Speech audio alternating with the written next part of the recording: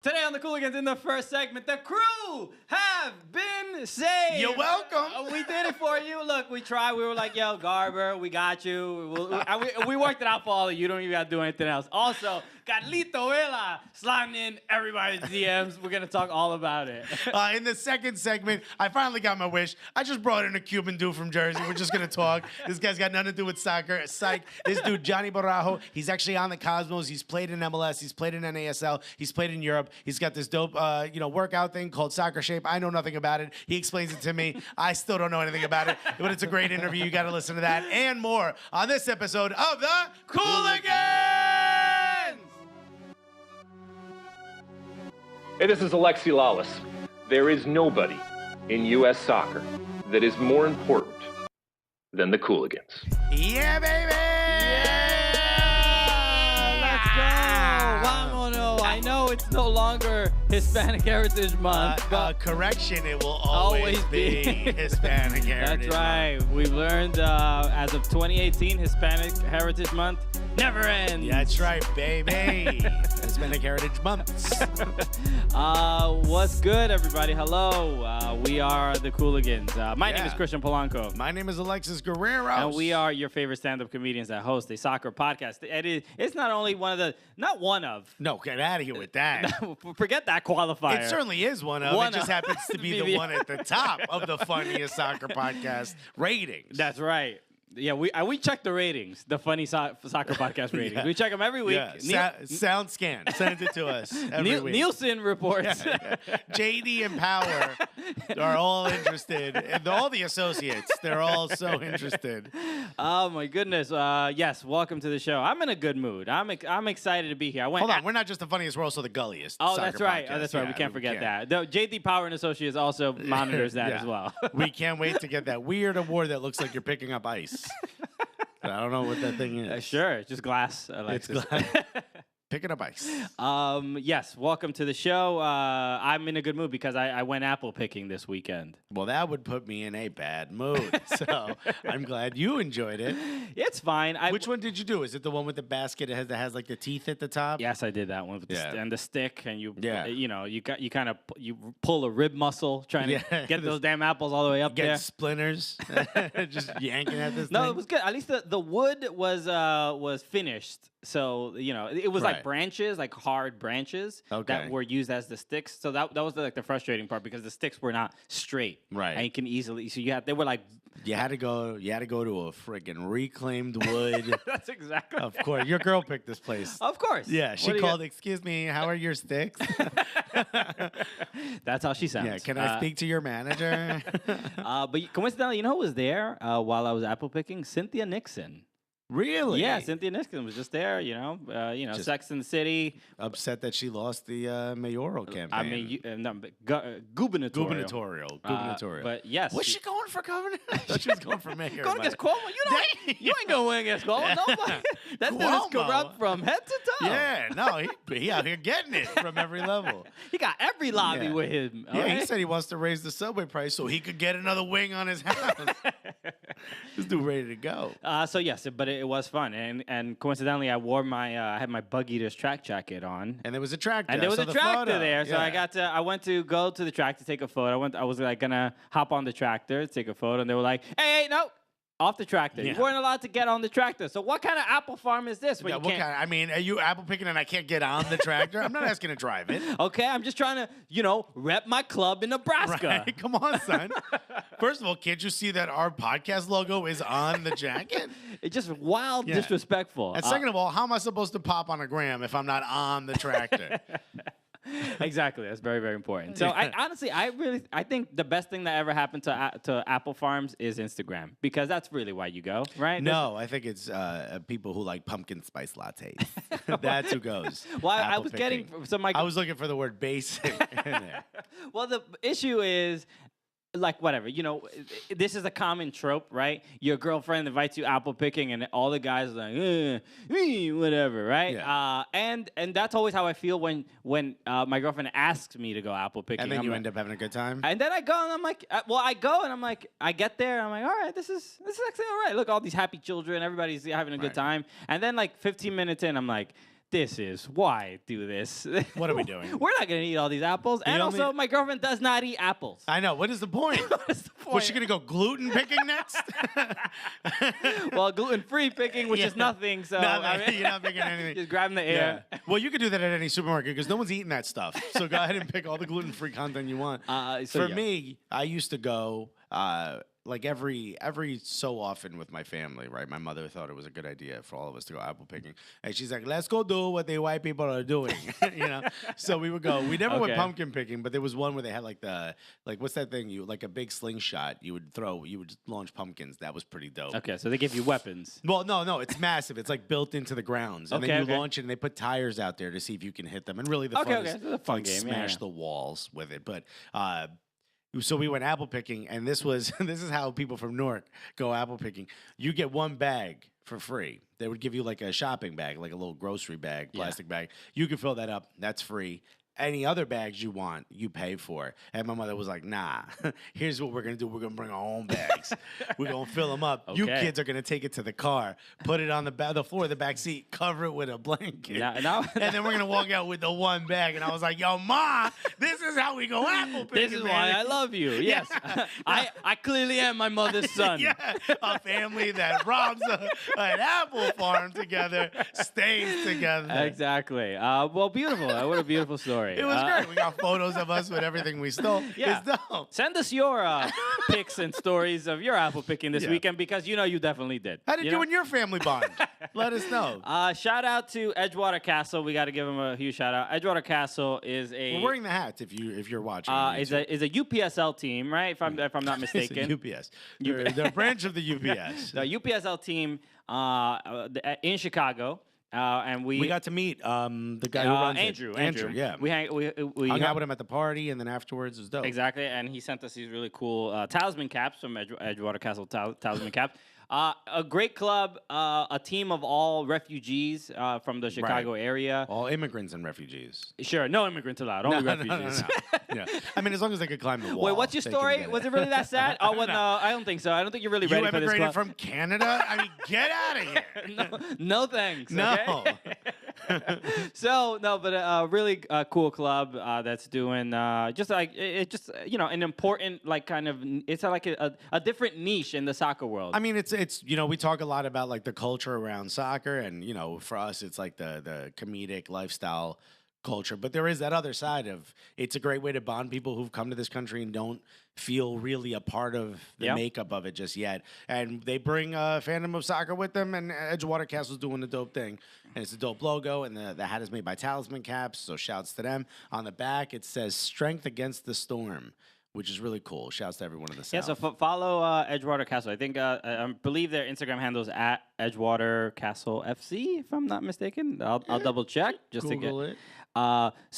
It's actually just Edgewater Castle. Edgewater Castle is the Instagram handle. So support them. Yeah, man, they're great and they're doing big things. So let's get to one thing before I want to get to a couple a fun review that I loved. I want to thank everyone who joined Gully Squad. Yeah, we got a few more people join up. We're getting closer and closer to doing a second episode. We're trying to do in general. I want more people, the people especially who have already signed up. Yeah. Some people have already sent some suggestions, some questions already. We can do this right now. Hit us up if you joined the Gully Squad and you want us to either talk about a particular thing or you have a question that you want us to answer, whether it be about our lives, about apple picking, about soccer, about comedy, how to rob an apple farm. How to rob an apple farm. Okay, we'll give you the deets. Yeah, all right? Yeah. There's some stuff I didn't mention on the show already. All right, we'll get Alexis's mom on the show and she'll answer all your questions. Oh, that'd be the gulliest episode right there. Has a podcast host ever been hit with a chancleta during an episode? I mean, it's long overdue. That's all I'm saying. So remember, Gully Squad at soccercooligans.com for all the people who joined. That's the email address you will hit up. And with anything, any requests you have, and more people, feel free to join up. It's incredibly helpful. We're trying to get to that second episode, and we're really close, guys. Trying to do just a lot in general, just a lot of fun stuff. It'll just be huge for us. So another announcement: we have a new helper, supporter of the Cooligans, Rafael Rubio. He's doing great. So he is a guy who he's a college student. Hit us up. Hey, love the show. Is there any way I can help? Here's a few ideas. And what a Yes. great job. And- You might have seen some of the videos with like text on them and stuff. Yes, He's helping on us out our with that. Instagram, right? We've been posting a couple of them. Those are all Raphael's been helping us out, and he's joining us to help grow the Cooligans and see Yeah. what we can do and just provide some more fun content. Because Alexis and I are at a point where we're so insanely overworked with comedy, with you acting, with Oh, God. I know. They've added that now to that. Another way to not make money. Acting. with the Cooligan stuff. I mean, and it's without a doubt, this in itself is its own job. And This then is a very difficult job. And I want to thank Christian, by the way, because while I was doing the whole ABC thing, he carried the full load of the weight Yes. of So, Cooligans. And that includes me, Yes. which is a lot to carry. Yes. So essentially, for the last 3 years, I've been carrying this show. No. Well, yeah, but like you did so much more in the last 3 weeks or so, 3 months. you know, really. it's fun. I believe in it, and people are into it. And you can see on the kind of reviews that we get, people they're into the How show. about just the people joining Gully Squad? Doesn't that blow your mind? It blows my mind. If you want to join Gully Squad, go to our website, click on Join Gully Squad. It's so awesome. I can't believe you guys are doing it, and we're so close. More and more rewards. As we kind of figure all this out, we're just going to be adding more stuff to it. And we just added the FIFA thing. If you want to play us in FIFA, join Gully Squad. We're going to figure out Twitch. We're going to figure out how to join Twitch so you guys can play us. It'll be fun, man. It'll be dope. We want to make Cooligans a part of your life. We want to be a part of your lives. Yeah, dude, let us come over, you know? Yeah, that's What what you I mean. got in the fridge, We're though? going to just go to your house to play FIFA. We're going to be a part of your life. Okay? Yeah. Hey, Mom. Hey, Dad. No. We're part of the family. Yeah, what's up? Why are we arguing? Is it because I'm here? Oh, I wasn't allowed to eat that chicken? What do you mean there's not enough bedrooms for us? No, I'm cool. You guys can sleep on the couch. I'll take your bed. So we did get a bunch of fun reviews this week on iTunes. Make sure you leave a review. Always it helps us just grow the show and more people hear about And it. we're picking the winner of the Atlanta box. The Atlanta. We are. You decided that. You Sure. pick. I don't know. All right. Well, So- let's see. So this one made me laugh. I like this We'll one. announce it on Twitter just so people know. Well, we're not Okay, going to do it during at the Soccer show. Coolin. Follow us there. This one made me laugh. Genuinely, this was great. This was a 5-star review by DH Goat. 5-star review, Okay. DH Goat, and it just says disappointed. So I'm like, okay, there's a lot of mixed signals coming already. But he goes, That's the title. It's disappointed. So he or she, I don't know who it is. It says, this show claims to be the gulliest podcast ever, but I've listened for months and have heard nary a mention of gulches, ravines, or trenches, not even so much as a valley. So stupid. As far as I can tell, it's actually about Dominican culture and pizza. Do not recommend. So, okay. I mean, Look, you know, can you claim they're wrong? I mean, look, this is a scathing review. Probably our most scathing since No More Cooligans. Yeah. But- Which was on TSS. which was on TSS review. But this is yes, and maybe there might be some a bit of a misunderstanding with some people. Look, Yeah. I don't know how to explain when he says it's actually about Dominican culture and pizza. I mean, yes. I mean, what says soccer more than that? there's no real denial about that. No. I mean, I feel like the soccer gets in the way of the Dominican culture and pizza, but we try to crowbar it in there. You know what I'm saying? Right. So, but thank you for the review, DH Goat, man. That's great. And hopefully, I mean, I guess we'll have to focus a little bit more on gullies themselves. Right. Yes, because we are gully, but we don't really focus on gullies. No, in fact, I didn't know what a gully is, but I know what gully is. Exactly. So, feel free to inform us, because we are, lacking a bit of knowledge on gullies. So feel free. You can hit us up on Twitter any single time. So is there something you wanted to read? Yeah, I just love it. This isn't as this is not funny in particular, but the title is Gully Boys. And it's Okay. by Benjamin Draves, Benjamin Jot Draves. Mm-hmm. And he says, love the podcast, reclaiming U.S. soccer from the cookie-cutter, Eurocentric soccer coverage we've been force-fed. Hilarious and insightful. Love every episode. Okay. Thank you, Benjamin Draves. Thank you, Benjamin. Yeah, so this is, look, we appreciate the support. Thank you again. We're at 270 reviews. Let's get to 300, 30 more people. Can you do it? I mean, I know it's annoying, but you're listening to it right on your phone. Just scroll down right hit on the iTunes. subscribe. I also want to read one more because this is the one that I wanted to read last week, but we read like 3 last week. Okay. So this is by Smartholy Jock. Smart Holy Jock. There it is. Smart Holy Jock. Every show, a great laugh, 5 stars. Amazing. All these are 5 stars, by the way. We're not reading you if you're not 5 stars. In fact, we're deleting you somehow. We'll figure out how to do it. We're going to advertise on Yelp and ask them to remove. Each show is split into 2 segments. That's true, right? Unless we have an interview. The first is hilarious banter, kind of about soccer. And the second is a recap of recent games, mostly MLS, with funny insight. Highly recommend it to anyone looking to laugh. The banter between these two makes long car rides short. As a plus, you will learn some soccer knowledge without being bombarded by it or being made to feel like you don't belong. Outside of Total Soccer Show, and in parentheses he put, not as gully, but just as good, this is my go-to soccer podcast. Must add for any soccer fan. No shoes, no shirt, no blazers necessary. All are welcome. Bang, bang. Yes. Thank you, Smart Holy Jock. I had a feeling, I think I know why you read that review. Yeah, because they mentioned Total Soccer Show, and shouts to them. Cheers to TSS. Yeah. Definitely wasn't the no shirt, no shoes, no blazers comment. Thank you. That should. I think we have a new shirt, right? No shirt, no shoes, no blazers. No shirt, no shoes, no blazers. So thank you again for that. Obviously, let's get right to it. This is the single most important soccer news of the last year. That's right, and it took us all by surprise. I woke up Friday morning not realizing that it was Christmas Day, right? Because the Columbus Crew have been saved. Hashtag saved the crew. Save the crew. And let me ask you a question. Literally, the umpire's like, save! Slid home, we good. we good. All right. Let me ask you a question. I didn't want to bring this up when it first happened. It's the first thought that popped in my head, but I don't want to bring it up because I thought it would look petty and making it about me. And I don't want to make it about me/us. But who else besides us two, Total Soccer Show, and Mike Magid, who else put on a live show for the crew fans when it wasn't looking like they were going to be saved? Who else? Do you know anyone else who did? I do not. Nah. I can't really think of anybody. A lot of people posted on Twitter, but who went to Columbus? The boots were on the ground in Columbus? Hell yes, and we showed up like Russia in the Crimea area. Maybe we weren't necessarily wanted at first, but after a while they're like, all right. What a very interesting analogy. Because we're going to bring up Russia in a little bit. But who else showed up and put on a show for those fans that were busting their asses trying to save that team, putting everything they had to save that team? Who else showed up? Nobody. That's right. And I guess what you're implying is that the crew would not have been saved if we did not go there. Well, clearly, I think we energized the fan base. But what I'm saying we held the pep rally to some degree. Well, what I'm saying is we had nothing to do with it. But we wanted to show our support.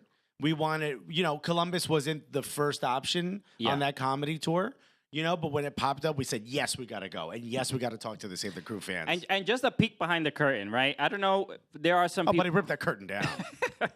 I'm just going to politely look through it and just. But I'm sure people were aware that from a Major League Soccer perspective, the top brass at MLS were not really allowed to talk about. No one was allowed to talk about. Nobody was. So, and just the peek behind the curtain is that we had made an attempt to actually get the Columbus Crew involved, right, in the show, and maybe even get players, and maybe make it much more cool than initially intended, right? Right. And by the way, they were very receptive to the idea of coming out. Some players, some front office people, some of the media people. Once it was made mention that it would be somewhat in the vein of a Save the Crew event. At first, we were like, well, we don't have to brand it as a Save the Crew event. But yeah, a lot of those folks are going to be there, and we're probably going to bring it up. There's comedy's going to happen. Exactly. We're going to be honest about what's going on, and that's what we can't do comedy without being honest about what's going on. We have to bring that up. Yeah, it'd be the elephant in the room. Yes. So when that came up, that it was possibly going to be very Save the Crew heavy, they, Columbus, as is their right to do, they said, no, we can't be a part of it. And not out of we don't like you. No. They said, look, we would love to be a part of the show, but as you know, with everything that's happening, our boss, Precourt, might not be too happy with it. Also, that other guy, Don Garber. It just legally they weren't allowed to be a part of that, and it would send them mixed messages or whatever it is. I'm not giving them excuses, but I want the fans to know if we're going to talk about this. Yeah. They weren't like, nah, we don't fuck with that. It wasn't like that. It was like, hey, we kind of can't. We're just in a really bad situation right now. It's a conflict of interest. We can't be a part of that because then it might be misconstrued as saying like we're anti our owner or something. I get all of it. I totally understand. Exactly. I was not upset. I wish we could have had some players. I wish we could have had some other folks. So the reason I say that is because now, how like nice is it for everyone to finally be able to talk about the new ownership? You know, the Cleveland Browns, Jimmy Potential Haslam. new ownership, by the way. I mean, they've released the information. MLS Yes. talked about it, so it's clearly on its way to being done. But Yes. it's not completely finished yet. Yeah, you know? I mean, it'd be weird to go back after after literally them popping the 4-foot champagne bottles. Like, so we're gonna wipe these walls down. Yeah, can we We're just so can we sorry. get the champagne back in the giant bottle? I don't know. We need those goggles back. So, But my point was that even in them saying no, there was some verbiage in the email saying that they were sort of supportive of the show and saying like, I hope you guys have a really good time, and I hope a lot of the fans come out. I Yes. hope people are hearing it loud and clear. We just can't be seen at this event because of what's happening behind closed doors. So I'm really happy that no one thought they had a chance. I talked about it on the show, saying like, yeah, look, I want it to happen. I don't know if it's gonna. This came out of nowhere. No one, I didn't know. Did you know? I mean, did you? I didn't see know anything? this was something that was coming up. Or, No. Yeah, especially that particular day. Absolutely. And look, there's still hurdles, you know, and it's the fans have to do their part. I know that there was this list of people who signed up and said they would buy season tickets. If the ownership stadium, changed. Oh, the ownership changed. Or I thought it was if the It stadium. was a pledge. It was a Save the Yeah. Crew pledge, yeah. So, I mean, those guys need to show up. I know there was all this talk about like gates that were closed and media that was not purchased and all this stuff to make the situation look bad, which as a business person, you're like, yeah, all right. You made it look worse so you can make it move easier. I get it. That needs to change. This new ownership can't just buy this team and be like, all right, we're good and sit on it like some other teams that are owned by NFL owners. Yeah. This has to be a community thing. And I don't know Ohio that well to say, is Cleveland and Columbus kind of, are those towns? They're incredibly far from each other. They're like probably 2-3 But I mean, hours do away. those towns have like a bond of some sort that I don't know about? Is there a bit of a rivalry? Does it, is it a Cleveland team owning a Columbus team and in any way, shape, or form? Maybe a in bad college thing? football or college basketball, Ohio State, and maybe and no, I don't even know why. I don't think I don't know Cleveland where has- any. Look, who cares? They're the damn Cleveland Browns have saved the crew. Well, no, this is. But I'm saying, we like, gotta love. You gotta love like, them now. let's move forward. Like, what else happens? You know, are they going to try to change the logos? They call them the Crew, so maybe the name goes back. Please don't bring back the logo with the three guys. Okay. That's such an ugly thing. That is so trash. But not that the new one is any better or the best. But come on, don't bring that one back. It was cartoonish. But what I'm happy is that the team was saved. I can't believe it. I can't believe the fans got their way. This is a turn in American soccer because MLS was like, yeah, this you is can a move 'em. turn in sports. This is not happen. Yeah, and every other city needs to put that Art Modell law in, where you can't move a team that's received public that funds. law has never been challenged, and I mean it's fairly new. What is it? 20 years old? A little over 20 years old? 99, right? 99 or 2000. So it's a new law, and it was the first time it was really challenged. MLS and Precourt tried to go up against it, and maybe saw like we might not win this. I mean, we saw everything, right? We saw the Austin council meetings. We saw the So council boring. meetings in Columbus and the court, the legal battles and everything. So it just shows. Look, what ended up happening and what's going to happen is Anthony Precourt still gets his team in Austin that will probably kick off in 2021 when they find there's a temporary location. Yeah, they have to get a home first. That's the stipulation. Yes. So what's going to happen with the Columbus Crew is it looks like they are going to be the operator rights, which is every MLS owner is an operator of a club, a part of the single entity. Precourt still keeps that, so he does not have to pay an expansion fee to move the team to Austin. the Jimmy Haslam and the new ownership group in Columbus, from what I understand, will have to pay the expansion fee to keep the Columbus crew there. So this is probably everybody's happy. Supposedly. What ends up happening though is MLS makes a lot of money because of this, right? So they're probably cool with it. Yeah, they're like, wow, I don't know how this happened. Okay, how did we come up? So we save the crew, and I get $150 million. You know, I think I'm gonna go with this suggestion. Yeah. Okay. Is everyone cool with this? Can we all vote yay? So what going forward? That seems to be the scenario. But what sucks is that some team that was vying for one of the quote-unquote final number of 28 spots for MLS teams is gonna get left out. So somebody who thought they probably had a really good chance of making it. Probably San Antonio if it's Austin that's getting a team. Probably right? San Antonio. Or maybe Sacramento's like officially out. Maybe Sacramento. Especially with St. Louis now clearing a path for getting a stadium. St. Louis as well. Who knows? So somebody's asked out. That's all. It's just like somebody that really had a good shot is completely asked out. There's so much happening in American soccer. We didn't even mention this beforehand, but the uniting of the three leagues I don't even look by 2026 soccer don't even make sense anymore. Just forget about it making any sense to you. I keep telling people it's the simplest game in the world. There's 17 rules. This is the most confusing. You know what? On the soccer field, everyone knows what's happening. As soon as the whistle blows final, it's complete bedlam. Exactly. They're talking about combining the Canadian, U.S., and Mexican league by 2026. And by the way, so many people are sitting in our mentions talking about promotion and relegation. Here's how it's going to work. None of that's happening. The Mexican league been trying to get away from promotion and relegation they for could care years. less about it, yeah. They're going to find a way to sort of lock it in. People are saying it's going to be like a Champions League. Remember when there was that sort of rumor that the Champions League was going to become just like its own league? Yes. And you can get into it, and it was like that's the only games these folks are going to play. The Superliga. Yeah. That's exactly what this is. That's what this is going to be. Yeah. Well, I mean, this is a thing that is from the puppeteers that control soccer. This is their dream, right? They want the big teams playing each other every single week, so that it's the most possible money every single week, as opposed. I mean, look, if you could watch Barcelona play Real Madrid 6 times a year, let's say. Right. As opposed to having to play Girona and these other teams. It's an easy choice, right? Sure. But obviously you're neglecting the history, and every city has its own clubs. And it's going to happen. There's so much money in soccer. It's going to happen. I hope it doesn't. But everyone's like, oh, it'll be great, right? Because then you take the teams that want to spend in MLS, right? Like your Atlantas and your, well, I guess just Atlanta. No, I'm joking. Nobody else. All right, well, then just bring Atlanta now into the Mexican League. No, but like you get the teams that want to spend. And everyone's talking about Canadian Premier League. I honestly just think it's Toronto FC.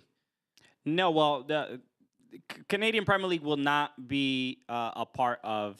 Like the Canadian teams that in Canadian Premier League is essentially like the quality will be like USL. I mean, it's not going to be. But what I'm maybe saying, even lower. But people are saying like these are new teams because right now essentially there's 4 teams in Canada. If you take the 3 MLS teams and correct. Ottawa Fury, right?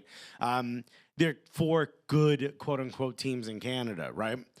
But in order for this to work, they're like, look at all these other teams. So here's how it's going to work. All the teams that want to spend can spend, win something in MLS that promotes them to the Superliga, right? And then Canadian Premier League teams can promote themselves. Like, none of that's happening. Why do you think all of a sudden they're going to become like altruistic? Yeah. This is like, all right, Cruz Azul, Club America, Tigres, Toronto FC, Atlanta, NYCFC. We're good. San Jose, maybe, because now you got a Mexican coach. It's like, no. You think the non-big teams, you think, I don't like, Orlando. You think Orlando has a big owner that could potentially spend. You think New England Revolution is going to be playing Tigres anytime soon? You think Lobos Boap is going to get in this? No. You think Veracruz, Tiburones, they're not going to get in it?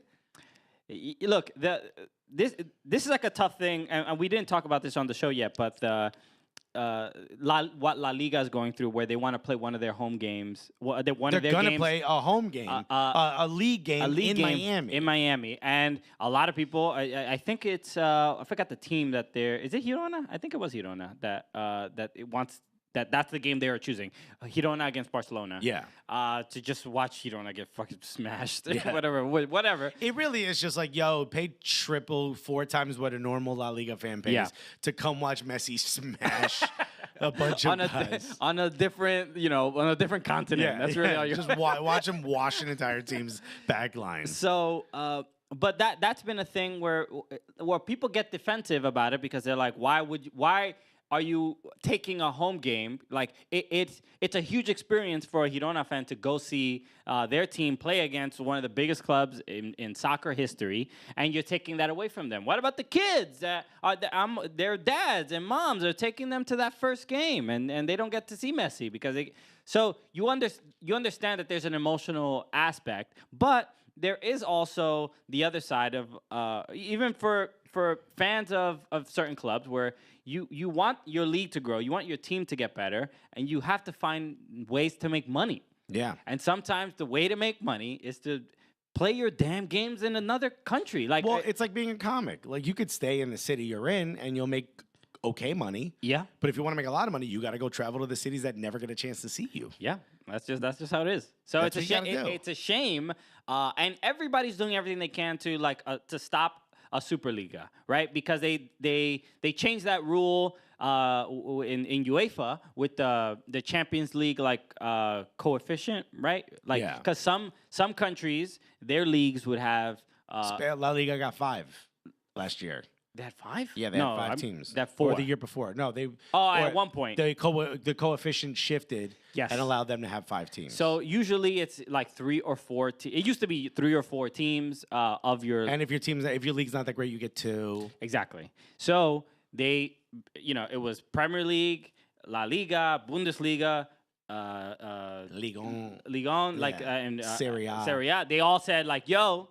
We all want an opportunity to get to the Champions League. If you don't give us, and they held UEFA hostage and said like, if you don't give us all 4, at least 4 Champions League spots, we're gonna start our own league. Yeah, with only us. And they're also talking about having it locked in. Like the league is like Manchester United is guaranteed to be a part of this. Like you don't have to win because these are the big names that people want to come see. So you don't even have to win to get there. I mean, clearly the goal is to win for most of those large teams anyway. So look, but like Juventus is always allowed in there. So some changes are coming. Some, I personally am fine with the league structure we have, and pretty much all over the world with Pro-Rel, and I think there's a certain sense of tradition and history that probably should not be changed that drastically. So when I hear this idea of combining all the leagues between the 3 countries, Canada, U.S., and Mexico, part of me is like, I want to see what each of those individual leagues, their peak. I want to see what they can reach individually, right? And have a little bit of competition amongst all of them. But then I hear that and I'm like, yo, is Pro-Rel like a thing of the past? Like, should we move on? Maybe there is something better out there besides Pro-Rel.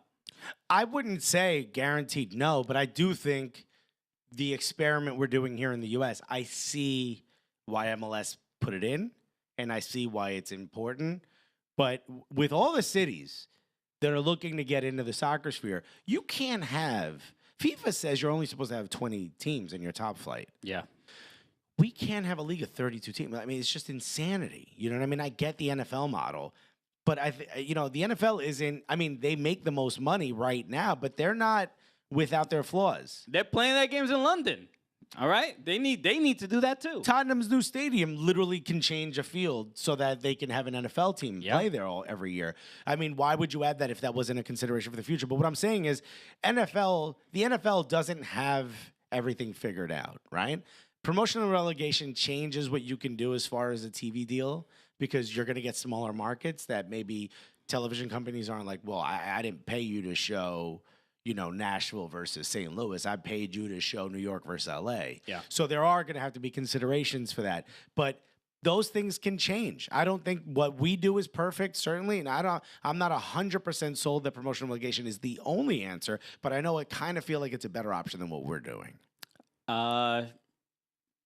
Sure. Yeah. I mean, it's yes, of course.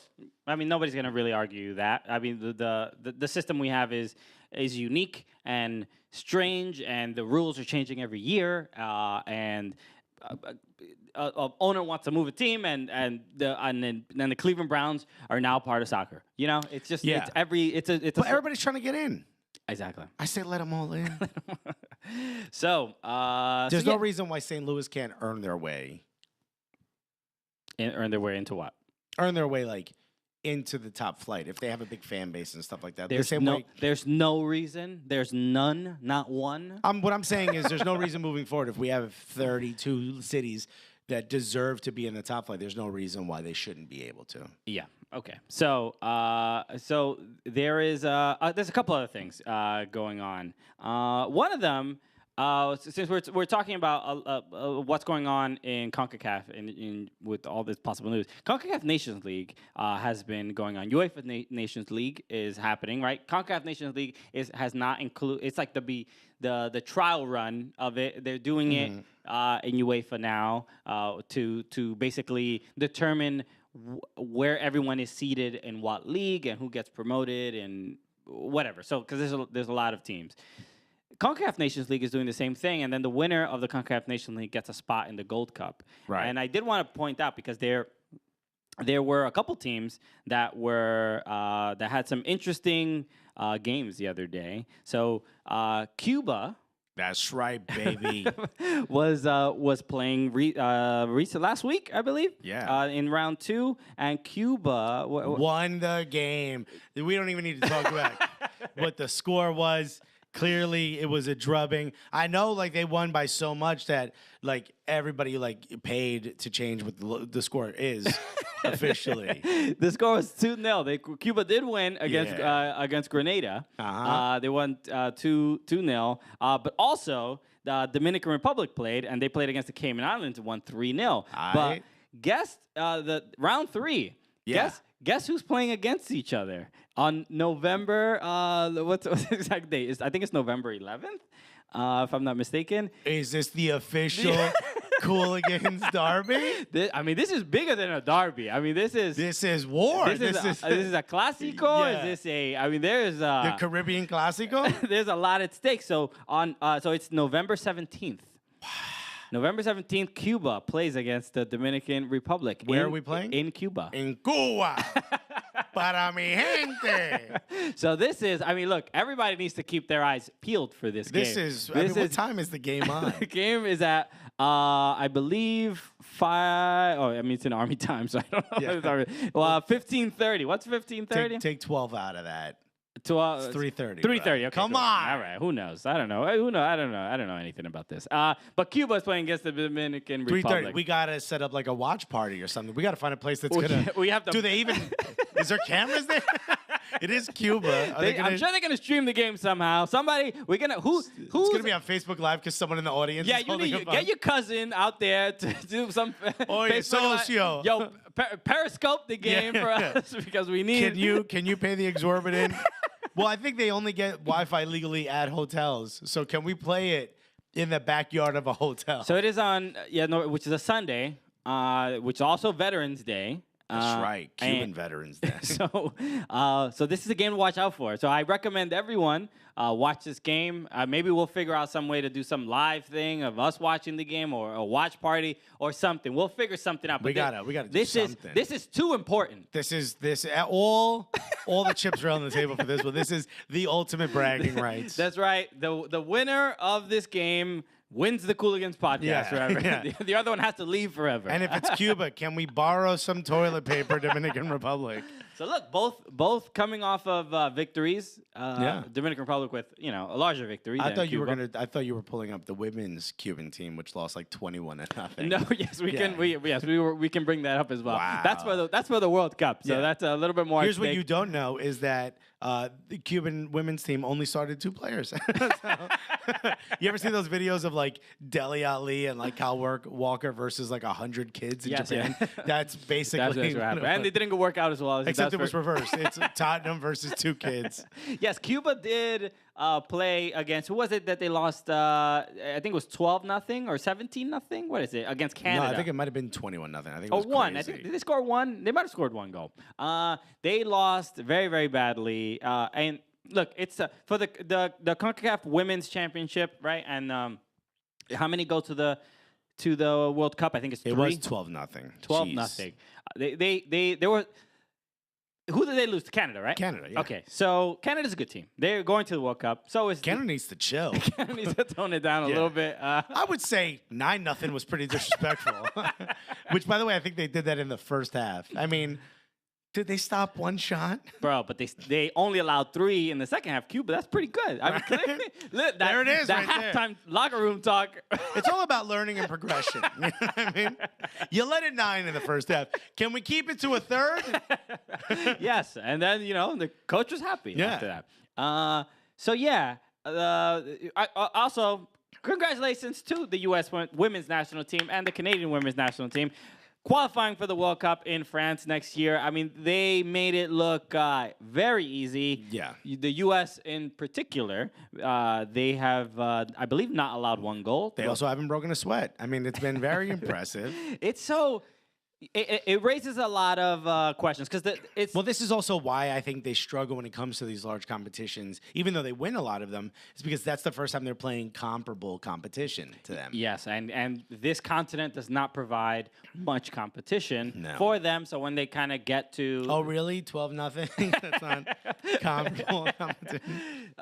the U.S., who did they just defeated Jamaica, I believe. Jamaica, yeah. It was 9-0 or 7-0. I think.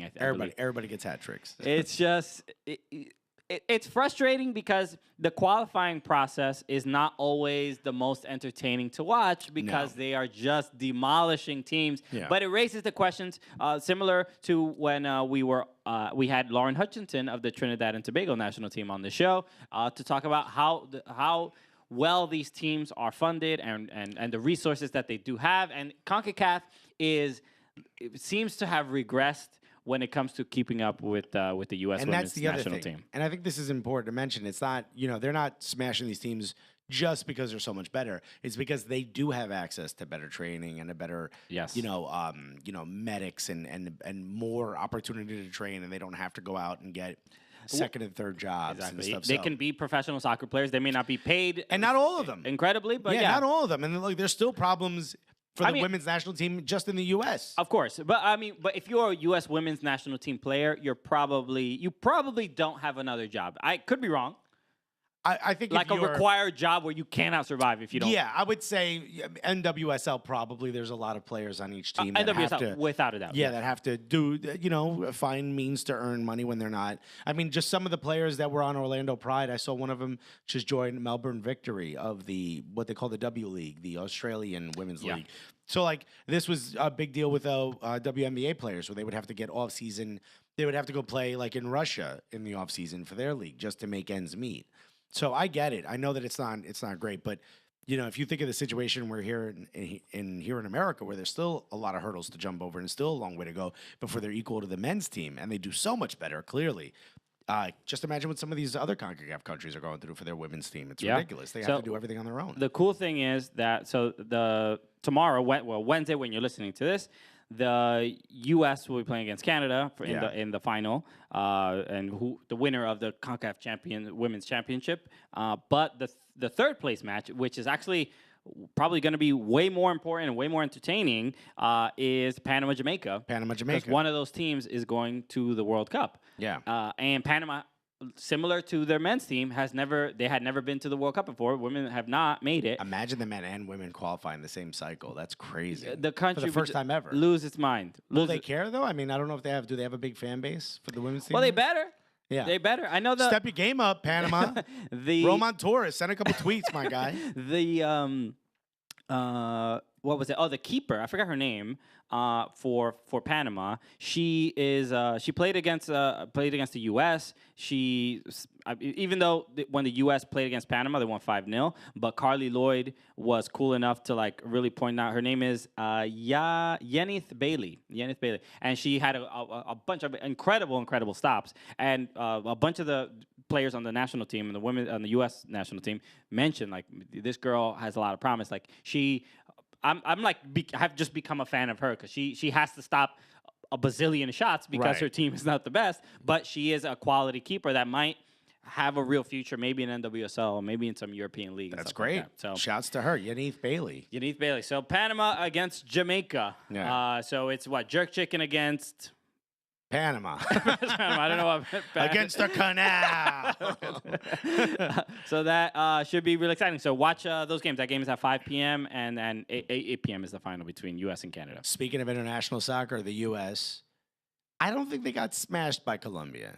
They didn't look amazing, but they had moments where they looked great. They scored 2 goals. You can't say they got smashed. Yeah. I mean, that James Rodriguez goal is just, Jesus. That James Rodriguez goal is... how do you... He can do that anywhere, and it's just one of those... Like, all right, that's why. Kenny, has he done it for club? I mean, for Munich, yeah. He's not looking amazing at Munich. He's embarrassing. German players cannot keep up with him. No, I mean, look, he's certainly got he's good. Like, he's very good, and it's not like Bayern Munich is not dominating like they were last year or the last decade, really. No, they're not. But James he's not the problem. No, he's out not there. I mean, I think the biggest issue for Bayern Munich is. That they sold Julian Green. How dare you? How dare they? No, but Arturo Vidal went to Barcelona, and now the team is not as, that dude is a horse. Yeah. And you take him out, obviously the team is going to be a little bit different. Anyway. Just like Conte. You need that defensive midfielder that's just going to run forever. Arturo Vidal, the N'Golo Kante of Germany, and now Spain. He is like, if you take N'Golo Kante and Mr. T and you merge them into one person, that's Arturo Vidal. What a great... I just love that visual. Yeah. That's a good one. So we'll get back stateside in a moment, but I did want to mention this because we spoke about this a couple months ago. There was a owner from a Greek team, PAOK, right? FC, or was it? No, that was who they were playing against. It was the Saloniki is where he's from, with the team he owns. He owns PAOK. I think it's PAOK FC. I forgot. PAOK, yeah. Okay. Yeah. So we talked about him a couple months ago. His name is Ivan Savidis. And we called him Ivan Savidis, Arvydas Sabonis, which is easier to say, and it's just a fun name, and Portland Trailblazers, you know what we're talking about. So this dude, you may remember him. You may remember him because we called him. He kind of over gullied, right? He went too far. OD Gully.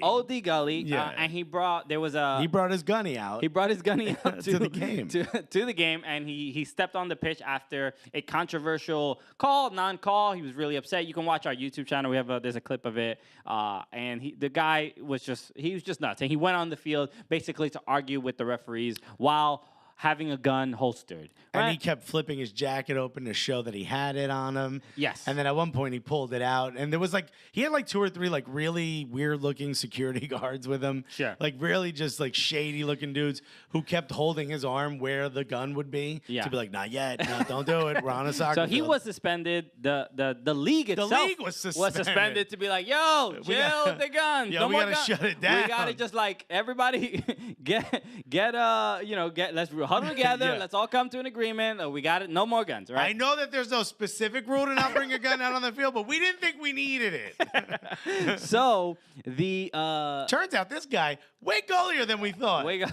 So now we were just kind of teasing him and making jokes or whatever. We should not. We probably made a huge mistake because this dude, you have the story in front of you. Yeah. He basically got pinched, right? The U.S. figured something out about him, and we learned that he all this time was apparently a Russian operative. He's a Russian op. He's a spy for Russia, and he's been trying to influence the Macedonian election. And politics. Well, I mean, God, who hasn't? tried to influence the Macedonian election. I mean, haven't you ever just like gone on vacation and it's decided that you're going to interfere in an election? Always comes up, you know. I kind of make it a part of my month. Well, I mean, if I'm going to be here, I can't just go to the beach and the museums. I get it. You serve Greek food. Let's go to Macedonia and ruin democracy. Yes, I'm out there canvassing for some guy that has 42 letters in his name. One of the things he did just doesn't make any sense. According to the Organized Crime and Corruption Reporting Project, which, how are those people even alive? I don't even know how that's possible. But as soon as anyone says that, according to the Organized Crime and Corruption Reporting Project, the next sentence is probably not going to be in your favor. Because these guys are reporting on organized crime and corruption. It's not like, according to the Organized Crime and Corruption Project, yeah, this guy's pretty cool. People love puppies. That's not what's going to be happening. That's not what they're looking at. An investigative reporting organization, we got that in the name, Mr. Arvydas Sabonis paid opponents of the campaign to rename Macedonia at least 300 euros or about $350 American. Yeah. He's like, oh, you want to rename the country? No, we don't want that. Here's a couple $100,000 just to redo that. I mean, this guy is getting involved in everything. Yeah, I mean it's clearly scary, and the gun makes way more sense now. That's all I'm saying. Now it's like, oh, okay, we know why you're a nutter. Got it. It's because you're a Russian spy. Yes, it's one of those like an M. Night Shyamalan movie. You're like, oh, okay, he was dead the whole time. Oh, well, that makes all the sense in the world. Now we understand. Okay, so now look, it explains a little bit of his motives, right? To be a little bit, you know, he's not just a guy walking out on the pitch with a gun, you know, on his hip. He's he's a guy walking out with a gun on his hip that has Russia backing him. Yeah, who's also got an earpiece where Putin is talking directly to him. Okay. And let's be honest, you know, Putin was like, take the gun out now. Let's see if you don't win this game.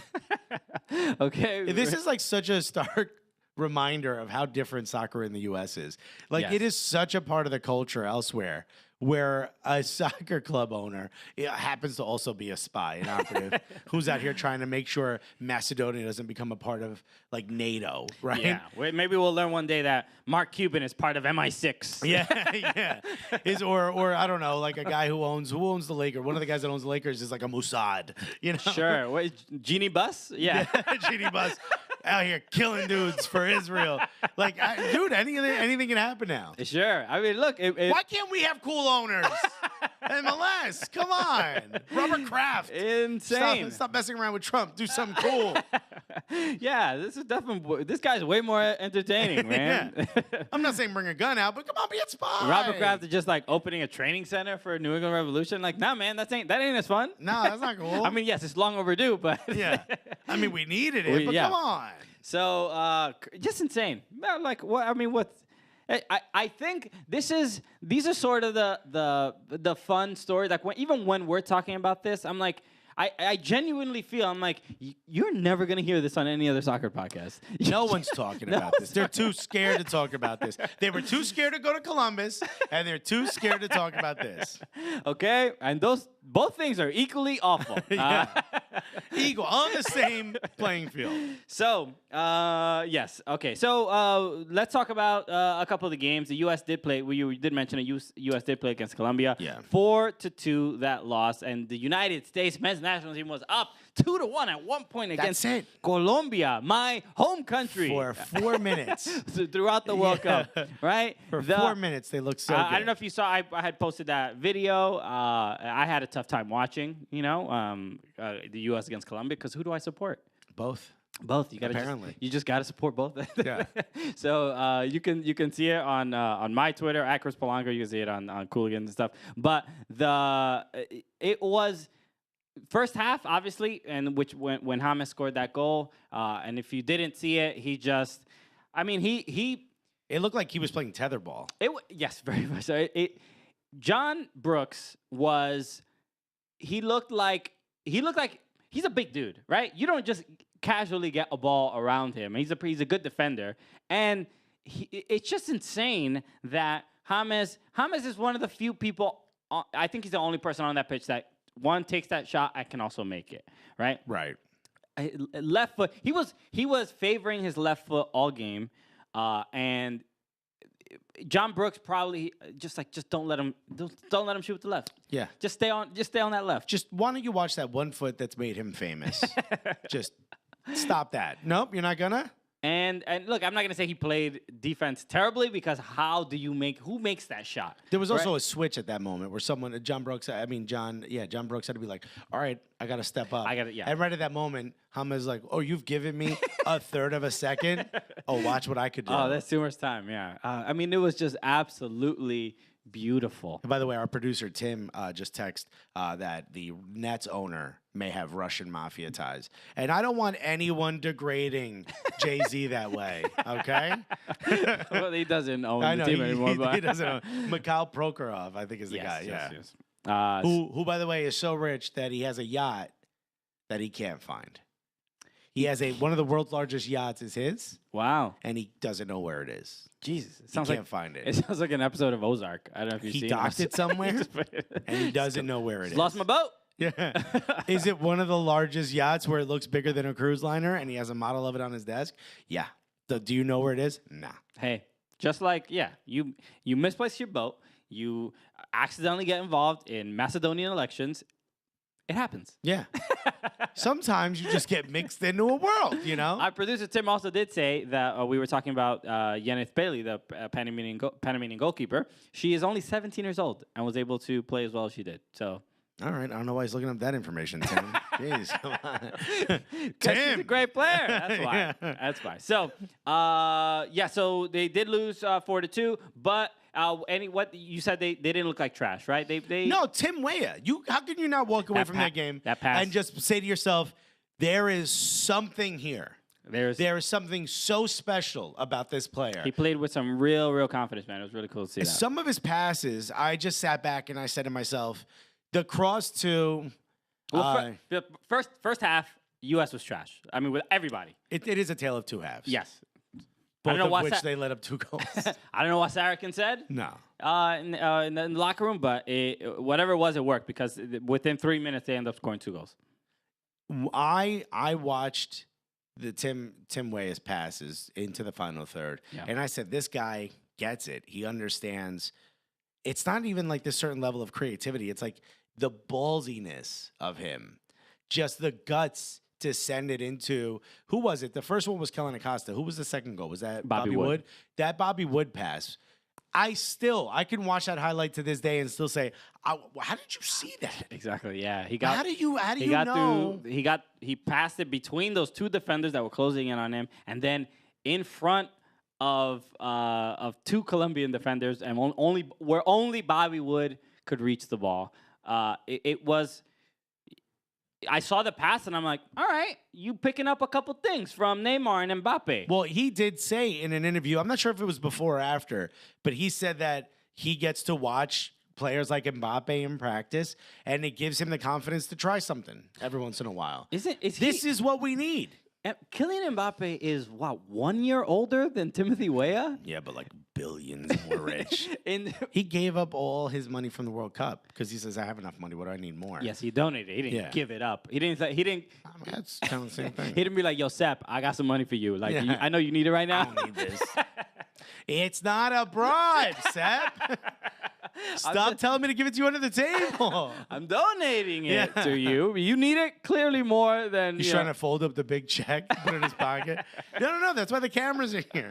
So, yes, he was impressive. And it's crazy. Soccer makes no sense in that you can have two 18-year-olds where one is like, all right, and then one is just... I'll give him better than all right. I know. I'm not even saying, like, I'm speaking objectively. Yeah. You could just have 2 teenagers where one is just, I mean, they're both on obviously a good team, but, like, one is pretty good. Like, he could be a starter on plenty of clubs. In Ligue 1, he would be a starter in most places. Yes.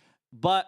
Mbappe is a world-class player. It's really that. Like, look, I know there were a couple of people, I forgot, somebody was having this conversation about a debate about, that France is not the best place to develop young talent. I disagree. Which it's clearly the best place, because if you for sure. Clairefontaine is out of this world as a development. Okay, system. but if you can have a kid like Kylian Mbappe and we always talk about that gap from like basically 14 to 18, where the U.S.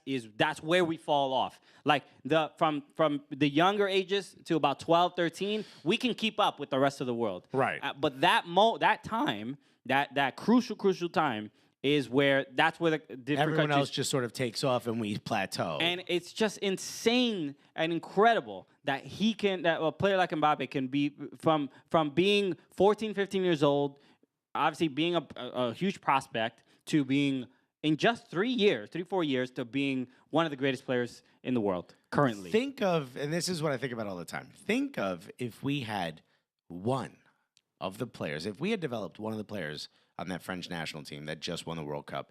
Think about how far we'd be if we would have developed a Pogba, if we would have developed an Mbappe, if we would have developed a Griezmann. And I know he moved to Spain early on, or later in his development, but and I know some of these players weren't even born in France, but they were developed there. Think about this. France, every generation has had a tremendously world-class player on it.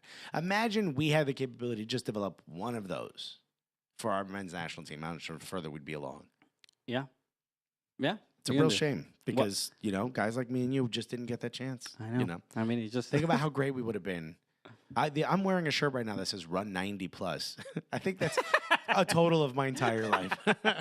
Wow, you really logged some good minutes, Alexis. Can I ask on the Volley Apparel why you're making that in XXL? It looks like the Run DMC logo. I'm not taking the jacket off because it doesn't fit perfect. But why would you make that shirt that says Run 90 Plus in a XXL? Yeah, it should say Run 90. It's a great shirt. You should look. Run 90 question mark is what it should say, not plus. So shout out to Ben Sweat. Ben Sweat getting his first cap for the U.S. men's national team. We've had Ben Sweat on the show from NYCFC. Huge. Well, how cool was that for him? He got to play where he's from in Tampa, and huge in front of his friends and family. Yeah, what's better than that? The frustrating part was he didn't do great. That he got into the game when they had just given up a goal. They gave up that third goal, and they were. Anthony Robinson was getting cooked that game, and then Ben Sweat gets in there, and then what's he gonna do? I mean, it's just like no one turned the stove off. Yeah, they're picking on the left back, and they didn't know how to handle that side of the field. Who was it? Arias? Yeah, I think was on the right wing. What are you gonna do? Also, I mean, if that's their game plan is to attack the one side, that side's going to be under attack the whole game. I mean, that's just how it is. Yeah, it's tough. It's a tough thing, and I don't think we've had. I don't know that we're set in outside backs. DeAndre Yedlin is on the peak of his career, but what's happening at left back? We're not sure. DeMarcus Beasley seems like he's still the best option, and the man's 54 years old. Yeah, give or take. Yeah, give or take. What are you gonna do? All right, we're still doing all right. Real quick, we want to mention our sponsor for this show, MyBookie.net. MyBookie.net. Hey, sports fans. That's right. That's right. Football season's here, and it's time to get into the action with MyBookie.net. MyBookie.net is the industry-leading sports action website that offers real Vegas odds on football, baseball, and all your favorite sporting events. You can take a side, the total, or you can even bet the over-under on how many fantasy points a player will score. All right, so MyBookie.net lets you play online and win big. Use promo code Cooligans when you register for your account and get 100% sign-up bonus. Wow, 100% sign-up bonus. That's what I said, Alexis. Damn. Did the game already kick off? Don't, Ben, sweat it. MyBookie.net has in-game live action on every major league event, even esports. Ooh, esports. You sound like Nick Kroll when you do that. Even esports. Okay. Have you watched Big Mouth? No. Oh, great show. I watched it once, and I'm like, yeah, I get it. Oh, my God. So Monsters, you're right. So, guys, don't forget, there's no better time to join MyBookie.net than today. Go to MyBookie.net to open an account and start winning. Use promo code Cooligans when you register for your account and get 100% sign-up bonus, like we said. Get in on the action. Visit MyBookie.net's website today, which is MyBookie.net, and use promo code Cooligans to get a 100 sign-up bonus. So do it. So no deposit necessary. Terms and conditions apply for entertainment purposes only. Void where prohibited. I really wanted to do that part. MyBookie.net. Promo code Cooligans. Get 100% sign-up bonus. So we have a fun guest today that's coming in. Johnny Borrajo from New York Cosmos. That's right. And also my coach. Your coach. Respect my president. So we're gonna talk to him in a couple minutes. So anything else we want to cover before we go to that? Yeah, let's talk about LAFC. All right. Okay. So LAFC did play against Houston. Yeah. In a big game where LAFC is trying to get the first position in the Western Conference. They're only a point back from FC Dallas. Smashed them. And they smashed Houston, which is in the rain. In the rain, yeah. There was a 45-minute delay. Yeah. And there was a bunch of dope videos of that rain delay because again we talk about this all the time, but we have to go to an LAFC game. They are nuts. I mean, they're just honestly, I watched. Wait, the game was in LA? Yeah, it rained in LA. Yes. Oh my God! What have we done to this planet's weather system? Oh my God, Trump is happening. No! He's ruining the earth. So the watching LAFC and shout out to 3252 because honestly I watch videos and hear them chant and hear them scream and everything, and I'm like, yo, is this a Bundesliga game? Like, yeah, they get wild. They get insane. The man. acoustics in that stadium is dope too. I heard it when I was there and it was empty. Yeah. And a few of the guys that were there from 3252 just did a quick chant and you could hear it reflect. Just like 4 guys, you could hear it reflecting off the top. Dude, it's just clearly electric in there, yeah, man. It's dope. And weren't the kids from the Thai mine, the guys who got stuck in the cave? The soccer team. The Thai soccer team, they were there. Yes, they were there. Everybody getting trapped. It's Chilean miners. And wait a minute, didn't they get stuck in that cave when it flooded? Wait, who? That Thai soccer team when it flooded because of the monsoon, right? I don't know why they got stuck, but I know they got stuck. And it rained for the first time in LA. Not a good sign, dude. Those kids were just like, oh, no! Just PTSD. Yeah. but it was a sweet thing to bring them to the game. Yeah, and it's everything. really cool. I think they were wearing like Ellen DeGeneres designed soccer jerseys because they were just on the Ellen show right before that. Yeah, Ellen has always shown a lot of support for soccer, especially MLS. No, it's just things that go viral. Has nothing to do. Well, that too, that too. But she did have. There was the kid, the little kid that he would sing really proudly. That his dad always made him, like his dad and mom made. I forgot the kid's name, but he's a big soccer fan and he loves LA Galaxy. LA Galaxy, yeah. And she had she has Jazzy Zardes and Sebastian Legge was there. And on the show, which is cool for an MLS team to get that kind of platform. Yeah. Because by the way, Sebastian Legge, come on our show. We're not Ellen, but exactly. But I'll film Christian singing. Sure, but we're both equally lesbians. So it'll be fun. And we're really excited to have you on. Remember that whole no shirt? We were talking about? Those rules apply. We want you to not wear a shirt. So, or no shirt, but a blazer and no shirt. Yeah. I don't know. Pretty attractive. Sleeveless blazer. Why are we talking about this? Only off air, Christian. It feels like, people always talk about, especially for the women's national team, or to not objectify the players. Oh, when Sepp was like, what if they wore hot shorts? Yeah, right? but we those rules don't apply for Sebastian Legge. No, he should be wearing hot shorts. I can't even explain to you what staring into that man's eyes I know that it is a double standard, but we very much objectify Sebastian Legge. Yeah. Oh, 100%. And I don't care. I don't care what you think. Call me whatever you want. Yeah, but, you can blog all you want. This is how we feel. Okay? All right? You can't deny what's in my heart. Don't Sebastian Legge shame me. So, but LAFC did play against Houston, and really what stood out, Carlito Vela. That weird goal he did where I'm like, well, that's just going to go over. It went in. He's just, he has a couple, he's capable of this, right? He once in a while, he'll just be like, yo, this is my game. This is like LeBron James on the Cavaliers. He's like, I'm gonna be scoring the next 21 points. Yeah. I defy you to touch the ball. Or he'll pass it to someone and it just like comes back to him and he was like, fine, I'll just score. But 2 goals. You can't do it. 2 goals, 2 assists for Carlos Vela. But speaking of making a pass. Speaking of getting your shot blocked. Yeah. That's how you come here. That's why you come to this podcast. Carlos Vela was a little bit in the news for the wrong reasons, and he recently posted a response to something. And this is what I originally saw. He posted a response to people kind of going after him or suggesting that there's any issues with his family or his love life, or it was very vague. Right, you know, it's and he's like, I respect everyone's religious, which is like, yo, political choices. Nobody asked you about that. What are you talking about? You're just making it about 12 other things. Yeah, he was just like, also, I don't know if you guys noticed, people are starving. Like, what? What is he talking about? So the reason he did this, and it is on his Twitter account. He basically, it's in Spanish. If you don't know Spanish, it's a basically kind of saying, like, you know, there's people who are looking to hurt me and to hurt my family and you know, to hurt my credibility and all this stuff. And I was like, what the hell is this dude talking about? What's going on? Because I just, it didn't make any sense. I'm like, he just had a great game. What problems are you having? Yeah. And it turned out that you know, like most athletes in America or in all over the world, right? He tried to slide in some DMs. He tried to slide in the DM of you know, an attractive woman. And it didn't work out so well. No, it did not. He clearly made a look. I don't even.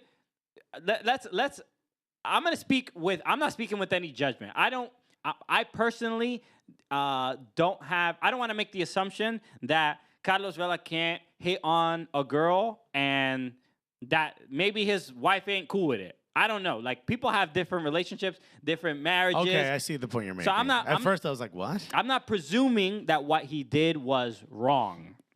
I'm not adding that. Like, cheating is cheating, yes. Well, your voice got weird there for a second. no, that's just how I feel. I'm like, whatever. Like, it's 2018, bro. Maybe, yeah, you know, like there's a lot of like basketball wives that have said this. Like, yeah, I know what they do on the road. Just respect me in my home. Exactly. So maybe that's the same situation. It doesn't feel like it. It doesn't feel like it. Because of the because he wrote this whole long. Yeah, because of the preamble to the Constitution he put out, where he was like, people ain't rescuing enough puppies. Is what I'm saying. All right, but you're not talking about the real stuff. I know, right? I mean, never mind that I'm out here trying to flirt with thoughts. What I'm trying to say is, but look, clearly not a thought. By what ended up happening was he was flirting with her. They had like a general conversation where he was clearly trying to be like, "Do you know who I am?" Yes, and he did the like, "Yo, you gonna be out here tonight? We're gonna be out here." Yeah. And she screen capped it, and yo, if you are in living a life of infidelity, yo, screen caps were the worst thing that ever happened to you. Them 2 buttons and that is the end of your day. You tell Steve Jobs in his grave, be like, yo, why you do this to me, dog? Come on with them turtlenecks. You got me out here. I can't. Maybe it's Photoshop. Maybe it's one of those starving non-rescue puppies that Photoshopped it. So she screen capped it, and you see the whole interaction, and he hit her up. He responded with like, yo, why are you talking about me hitting you up on your Instagram stories? And then she was just like straight up like, yo, I'm not like these girls. If you're married and whatever, like, I'm not trying to be, one of your sides. But he also said, like, it was an invitation in good spirits and with good heart. Like, I was just inviting you out to party. I did not have any idea. I mean, I didn't even know you were a woman, to be honest. You are a stranger on the internet, and you happen to be gorgeous. I didn't even really notice that. I mean, that part. I invited you to... my friends noticed, and I'm not sure I want to be friends with them anymore. I invited you to a party. I also did want to confirm with you that you knew I was a famous person. Yeah, right? Just before you thought I was a creep inviting you. Certainly not. Very respectful invitation to a party with us. So that my wife and children were not going to be at. So look, this happens, right? And this is it. J.R. Smith. She came at him though. She's like, I'm not one of those women, and that. Maybe you have done this in the past, but I'm certainly not one of those people. I mean, it was like, I gotta admit, like, that's pretty dope to see her say that. Yes. Cool. Look, in general, I don't agree with airing out his business, even if he's doing something wrong. Like, he's not destroying the world. He hit on a girl when he was married. She wasn't happy with it. Right. To blow him up, I think it's still a bit rude, right? I mean, just a little bit. I mean, I think the rooter part is. The rooter part is I'm that assuming if he's cheating, his wife is not comfortable with this. Yes, and I think that's probably the beginning of the rudeness. Her it's- blowing him up. I mean, it just seems like, well, I mean, be a respectful lady and don't tell people that I'm trying to, No, bang you. it's not about respect. But it is a little bit about Invasion of it's privacy? A little bit about privacy, right? It's not. He didn't say anything rude to her. He didn't say anything disrespectful to her. Kind of cool with it. I don't know. I'm in a different place here. I think he disrespected. I'm gonna go on the assumption that he disrespected. I'm his not, family. and I'm also not suggesting that you. I will not DM a girl like, yo, let's some stranger, yo, let's hang out because Let's party. because I understand in my relationship, my girl will not be happy with that, so I will not do it. But again, the prude. but I don't. Again, I don't know what's going on in Villa's life. I don't know if this is cool or not You're right. cool. Yeah, Maybe he's divorced from his wife and so it's not public. There's a lot. I'm sure. There are like accounts that I even find like disgusting / entertaining of like texts that guys send to girls, right? And I'm like, oh, this is like crazy, this is gross or whatever. And I understand blowing up those people, but somebody just hitting on you and whatever, like, I don't know. I don't see that as grounds. It's like, yo, we got to blow this dude up. That's my opinion. But I guarantee you. I mean, if it is, it's really bad luck. I don't think this is the first time he's done this. If this is the first time. I was like, oh not. my god. He seemed like he copied and pasted these messages. He's like, what are these NBA players doing? How are they getting away with it? Do you remember? You might not have been a big Premier League fan at the time. Do you remember when Arsene Wenger got caught cheating on his wife? No, I don't. Yeah, Arsene Wenger got caught cheating on his wife. Him and his wife. I don't think I have any kids. I think they're just like. They've been married for a long time. And he got caught cheating on her in France. He was out on a dinner with another woman, a much younger woman. And the English media made a huge thing of it, right? It was huge. And he responded back with like, what are you talking about? Like, I'm French. He's like, what? He's like, my wife knows. Fine. It's part of our culture. Move on. Yeah. And the English media was like, but no. no, you can't. But what does the Pope think? yeah. How have we been disarmed so quickly? I was flabbergasted at his response because I'm like, if this happened in the U.S., this person, unless they're the president, loses their career. You know? That's all Carlos Vela needs is just have a French accent going forward. Yeah, he's like, what are you What are talking you about? talking about? Carlos Vela. Oh, you're DMing her. I was looking to party. Yes, I was going to bang. Well, I hope the best for the Vela family. I will say, even through the text, he doesn't seem like a bad guy. He seems like a little like he was out here freaking. Yeah, but he doesn't seem like a bad dude. He was like, "Hey, all right, okay. Why do you even have to mention me?" He doesn't seem like a dick. That's I don't dislike Carlos Vela any less, particularly again. But I also don't know about his life. But it did remind us of someone who I think earns just an honorary gully. J.R. Smith. Yeah, that's right. I did mention him earlier, J.R. Smith, and he's like so. I feel like this was like the first one that like of DMs and screen caps that like, yo, this is how it is in the DMs. This is how they do it. Yeah, we're really missing out. Wow, wait, people respect Instagram models. You know, we really are trying to make it known like. We're trying to NBA Twitter and soccer Twitter should go hand in hand, right? Or hand to foot, and right? Or hand to other parts if you're J.R. Smith. Yeah. Remember, Carlos Vela's not even that big a fan of soccer, right? You know, he's a huge fan of NBA. NBA. Apparently, he's trying to mimic NBA players across the board. Because we all know the infamous, a girl. This was reversed. Like the girl hit up J.R. Smith. Yeah. And the first response. Well, she was like, "Hey, do you guys play here this weekend or whatever?" Yeah. And he was like, "Yeah, blah blah blah." And she was like, "Well, I'd like to come to the game." And he immediately responds with a, "Why, you trying to get the pipe?" Trying to get the pipe. I mean, which is let's cut to the chase. J.R. Smith is a very busy man. Not as classy as Carlos Vela was. No, might I add. And J.R. Smith's response to that was like, "Yeah, and." I was trying to see if she was trying to get the pipe. He Arsene Wenger'd it. He's like, this is my culture. This is my culture. This is how we court. Yeah, and what are all these questions? Was I supposed to wait 3 more texts before I found out if she was trying to get the pipe?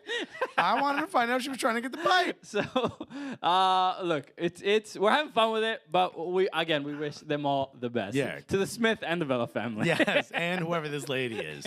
So watch yourself if you're trying to DM these girls. There weren't many games. There were only 4 games because of the international break in MLS. But DC did play Dallas at Audi Field, and we have Fun game. I watched the game. second half of this game. Very fun. We have to talk about this because obviously. And by the way, you know why I only watched the second half? It took me forever to figure out where I could watch it.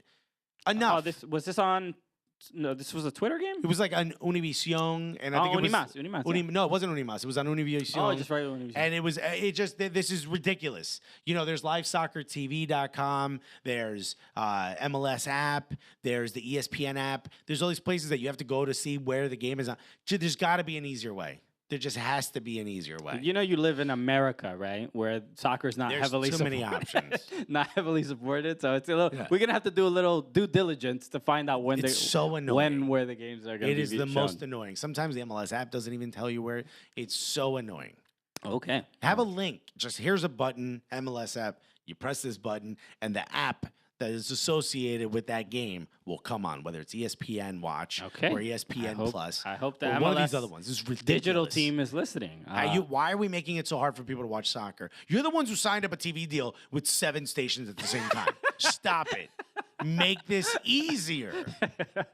Okay, well done. So, DC did play against Dallas. DC wins this game 1-0 from a goal. What's his name? Russell Canouse? Canouse, yeah. Canouse, right? Is it Russell And he Canouse? busted his nose. First name, he did bust his nose, yeah. Russell Canouse. So, obviously, these games, every DC United game, I mean, the last, 12 weeks, we've kind of focused on because Wayne Rooney got there, and we were trying to figure out can they actually make it into the playoffs. And DC United are, for the first time all season, in playoff position. They're in 6th place, I believe, 1 point ahead of Montreal? 1 or 2? Oh, no, yeah, they hopped over, for sure. So this is crazy. To come back from where they came from is wild. They have 1 game in hand still. I feel so bad for Montreal fans. I feel terrible. And did you hear what Saputo said? Yes. That there's just the money isn't. There's no way he's thinking of bringing on a partner. It's weird because the Save the Crew announcement happened Friday. Friday, afternoon. Then hashtag save l'impact. so then moments later, after all, we're all happy. We saving people? We're saving people? Okay. Saputo's like, how about somebody save me right now? All right, we can use a little stimulus out here. Yeah. He's like, I'm losing $2 million. I think he said he's losing $2 million a year. He said $2 to $3 million a year owning the Montreal Impact. And now everybody's like, all right, well, okay, is this a new thing we got to worry about? We got to learn new language to figure out how to help you guys? The problem is he said it in French. No one's listening.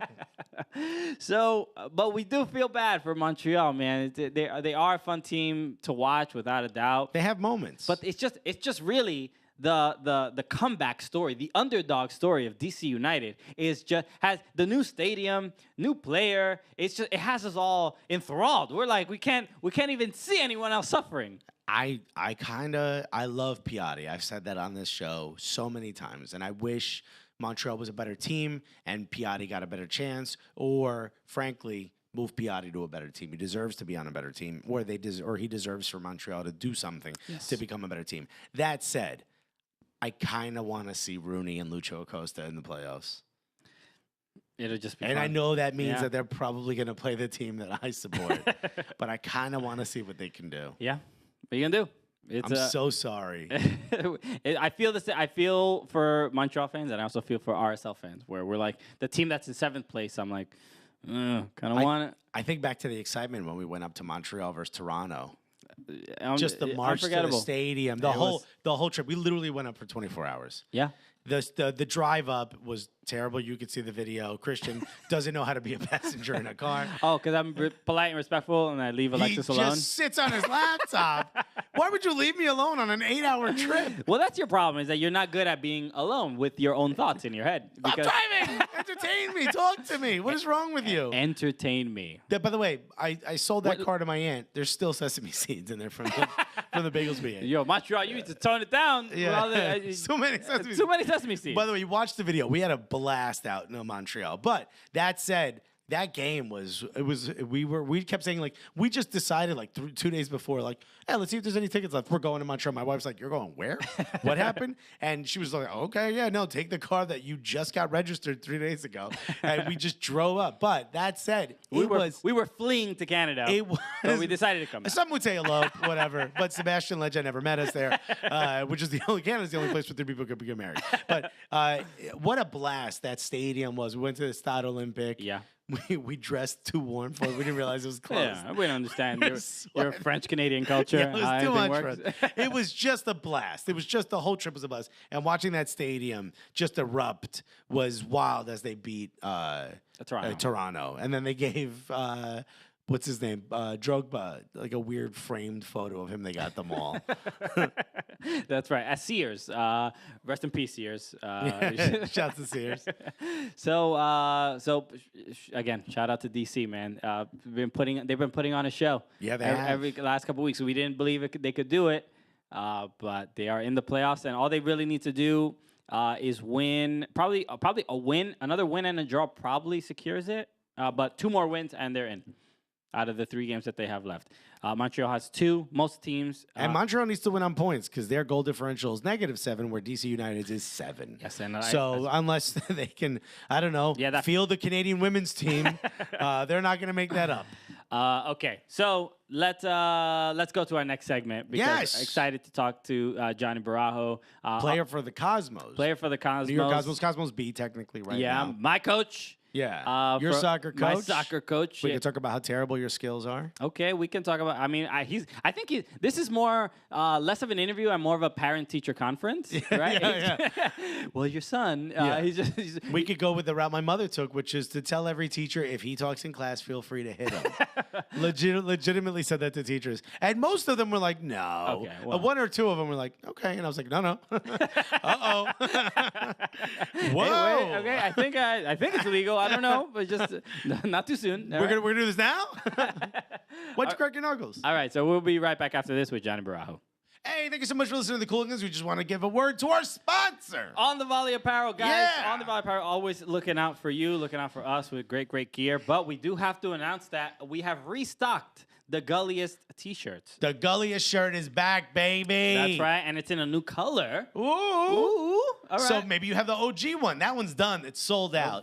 Congrats to those who got that. That was very young MA. Yeah. Ooh. Well, that's ooh. When that Gulliest shirt. When you wear that Gulliest shirt, She should. She is pretty good. Red light. She is pretty good. So go to onthevolleyapparel.com. They have a bunch of great gear. They have shirts. They have sweaters. They have caps. A bunch of dope stuff. You just look at all the designs. We wear it on the show all the time. But if you go on thevolleyapparel.com and use the promo code Cooligans, you will get 20% off your entire order. That's it. Go to onthevolleyapparel.com. Check out their new hoodies. Check out all their new shirts. Check out the restock of our Gulliest shirts and get yourself 20% off everything you buy if you use the code Cooligans on thevolleyapparel.com. Yeah, baby, we're back! Yes, we are. We are excited to be back. That's right. We are here with a guest. Who is our guest, Alexis? We got a Cubano from Jersey. We're finally outnumbering the Dominicans on this podcast. Ladies and gentlemen, you probably know him you might have known him from Miami FC. You might know him as one of the members of Cosmos B. You might know him from Soccer Shape, which is how Christian knows him. Unless you're driving, put your hands together for Jonathan Borrajo, everybody. Johnny Borrajo, everybody. John, thanks so much for being on the show, man. Yeah, this is awesome. Thank you for having me. It's very cool. And so just to sort that out, yeah, we met. So initially I actually met him at Kyle Martino's the street soccer, the street FC thing that he did. Was that when Aleko Eskandarian nutmeg you?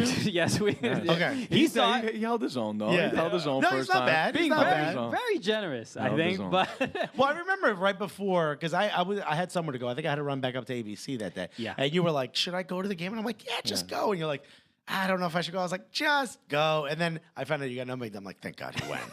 Because we get to bring this up on the show. with the mentality like, oh, Kyle Martino's just posting stuff. I mean, it'll probably be like a lot of just like novice players who are just fans of like the Premier League. Couple guys in suits. You know, getting out of work or whatever, Yeah. still in their tap shoes. Right. But no, everyone who Camartino only knows ballers Yeah. exclusively. He doesn't know anybody that just can't do like an around the world like dribble thing Yeah. or whatever. Everyone's pro except Everyone's you. very, very good. Yeah. So I got there, and I was clearly the worst one on the field. Not to say that I'm the worst player ever, but I was clearly On that day. On that day, Yeah. I was the worst. And we were playing on the. We kept switching sort of Yes. teams and stuff, but Yes. I think we tended to be on the same team Yes. often. Yeah. And This is what after we played that game, I was joking around on the show that everyone that I was playing with clearly knew I was the worst player, and they would make eye contact with me when they had the ball and be like, "Nah, not him," and then just pass it to You anyone kind of else. tend to figure out. You kind of lose friends in these things Yeah. too, because then when you hand out the pennies for the game, you're like, Yeah. "We're okay." Yeah. You sure you want to rest this one out? Yeah. How about you just, I don't know, go do something else for the next few minutes while we play? But it was a good introduction to all those guys, to you. I'm glad I got to meet you. But recently, and we'll talk about your career in a moment. But the reason I have known you better and I felt comfortable enough to ask you to do the show is because you teach a class called Soccer Shape. Yes. I play in a league called NYC Footy. They had posted about it, and they were like, "Oh, there's a soccer training exercise class," and that is a thing I've always wanted to do. Johnny, I've only been playing soccer for legitimately like 3 years only. Since we started this Never podcast. really played before, like very, very casually. Yeah. And so clearly, I mean, But you're a good athlete. I mean, you're a very good basketball player. So, like, you know, you have an athletic basis. If I've played all the exact amount of games and times that you've played in those past 3 years, I don't think I'd be anywhere near the level you're at currently. Oh, that's very look. We have to actually stop the show because Alexis just said something nice. I want everyone to know my head hurts and smoke is coming out of my ears. But honestly, you are a very athletic person. So I don't want to be like, oh my God, 3 years. He went from walking with crutches to now. I got up out of my wheelchair. I can walk again. He threw the crutches. Why'd you have both, a wheelchair and crutches? But that's how I've been hanging out with you, and you've been teaching this class. And what is Soccer Shape? How did it come about? And what do you plan for it? And stuff like that? So Soccer Shape first started in Miami. I had 2 teammates. Just to prove he's Cuban, he had to start it in Miami. Ya tú sabes. Palomino. So these 2 teammates of mine were friends first that became business partners. Soccer being a small world, I played with one of my business partners, Rhett, in Norway.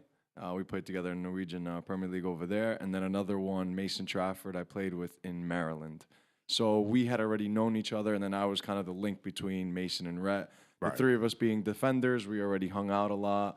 And we wanted to start planning for after soccer, you know, before the after part comes. And you're kind of like, oh, well, you know, what are we going to do now?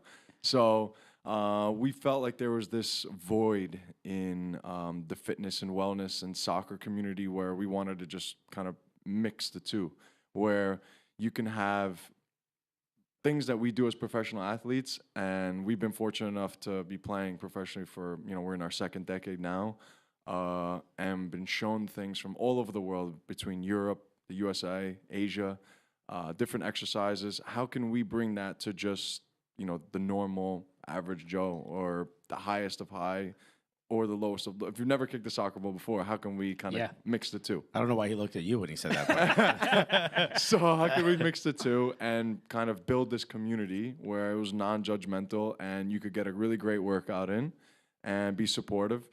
And we started in Miami. We just said, all right, look, the hardest thing sometimes is just getting it going, Totally. Right. So we were like, okay, let's get it started. We had some events. People started coming to it, started loving it from, you know, day one, which we were really happy and excited about.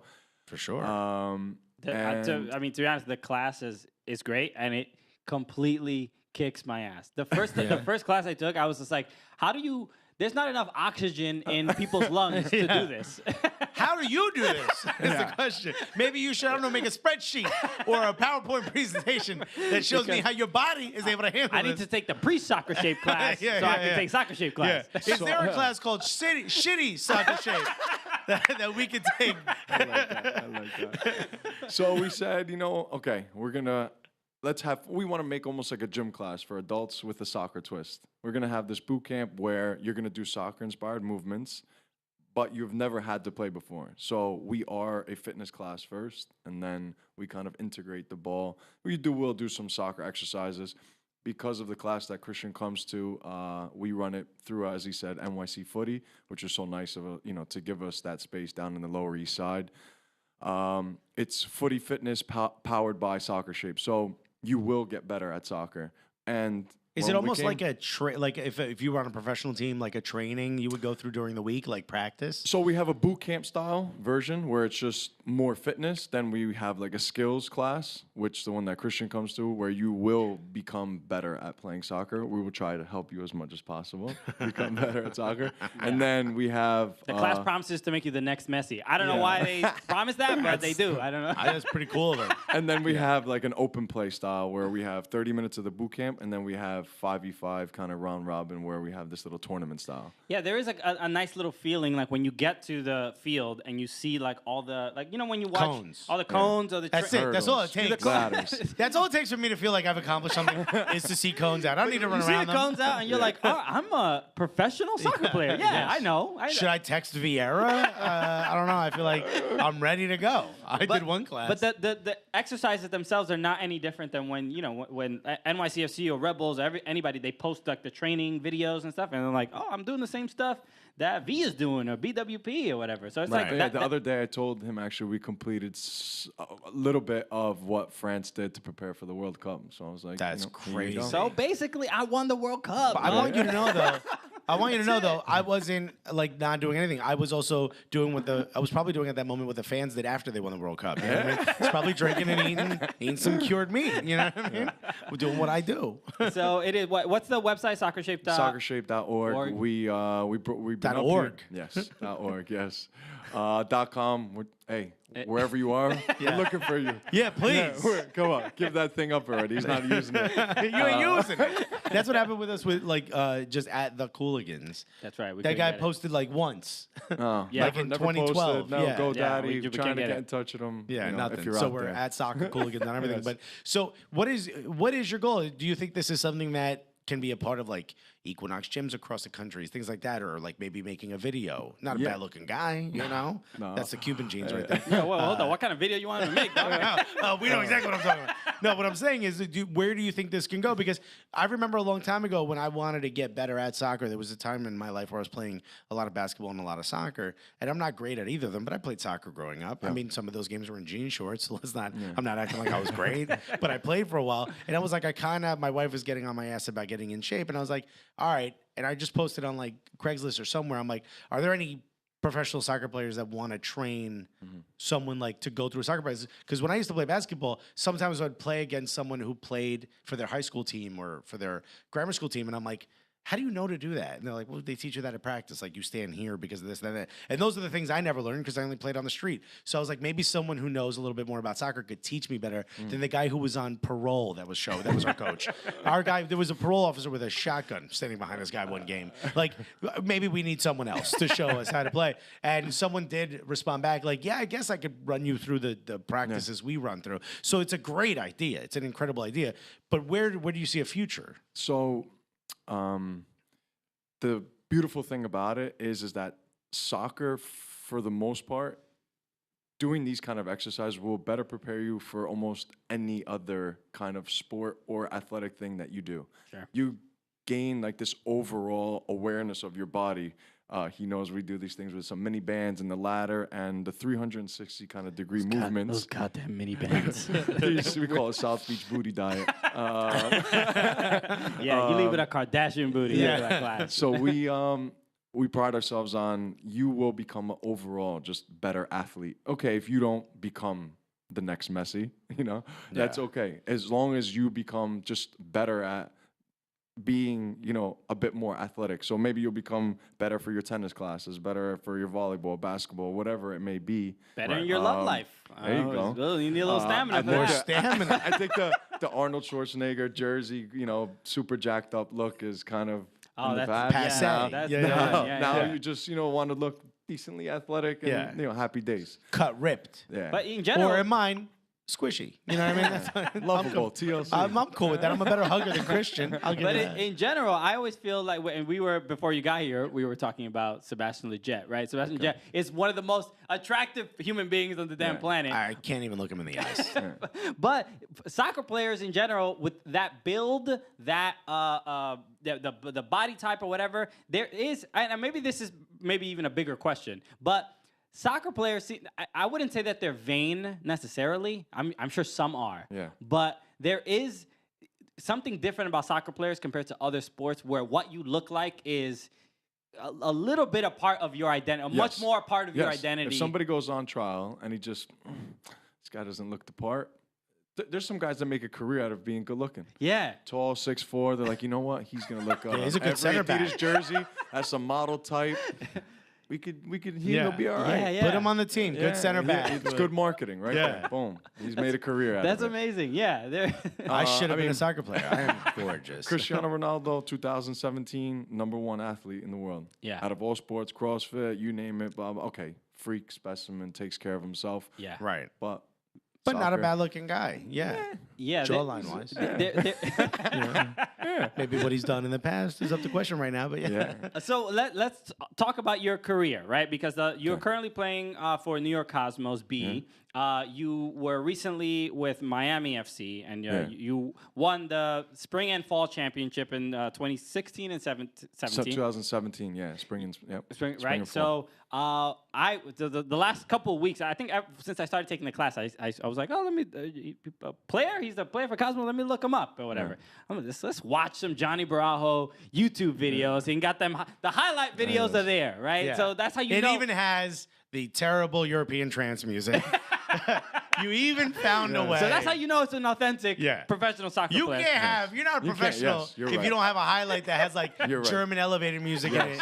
That's it. You gotta have it. You're right. Yeah. And I was watching you play, and I'm sure I've watched you play, but I didn't know you, right? Yeah. So, but I'm watching the highlights, and I'm like, yo, John, you play right back.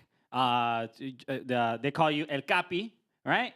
The captain of the team. And but the dude, you play with a real confidence, a real poise, that of a veteran, that of a leader, right? And you almost, I feel like you don't really see that many wingbacks as captains. Am I wrong? I don't know how many there tend to be. But I watched you, and the first thing I thought, I'm an Everton fan, and I'm like, damn, he reminds me of Seamus Coleman. Yeah. Right? Just a confident player, just like this is the identity We'll run through a wall. of the team. Great passer. How did you get to where you are? Because I know you did play in MLS as well. Yeah. But how did you get there? And how did you get to your playing style that you have? I watched. So a thing that my college coach told me was be a student of the game. Was always a big thing. I liked watching. Where'd you play in college, by the way? George Mason University. Okay. Humbly saying, I actually just came back from a trip. They just inducted me into the Hall of Fame down there. Get out of Congratulations, town. brother. Thank you. Cheers, dude. Thank you. Yeah, no, it was honest. It was an honor. I mean, first college graduate in my family, so it was a big That's thing huge. to finish school. You know, I of course we want to turn professionally when we're younger, but it was big for my family for me to finish school. But off the serious note, Well, that's just how Cuban moms are. If not, you get hit with a chocolate. You gotta finish school. or throw a remote chancleta. Yeah. Remote. You interrupted the show too, and now it's on mute. And it broke it off your hard head. Yeah. So I went to George Mason University in Virginia, and getting towards my senior year, you start having the conversations. Okay, you're thinking about playing. You've thought about playing. What are the chances? You're on the bubble for MLS draft. Okay, you're going to start speaking to some agents. Then an Englishman came up to me after my last game in college, and he's like, I'd love for you to play for my team that's right down the road. And I was like, well, okay, let's, you're a college kid playing, Yeah. And then you're like, all right. So I went up to my coach because he coached for the Columbus Crew for 10 years before George Mason. Yeah. So luckily enough, he had all this experience with pros. Yeah.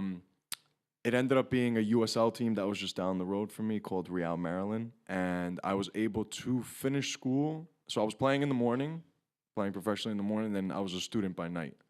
So that was my rookie season.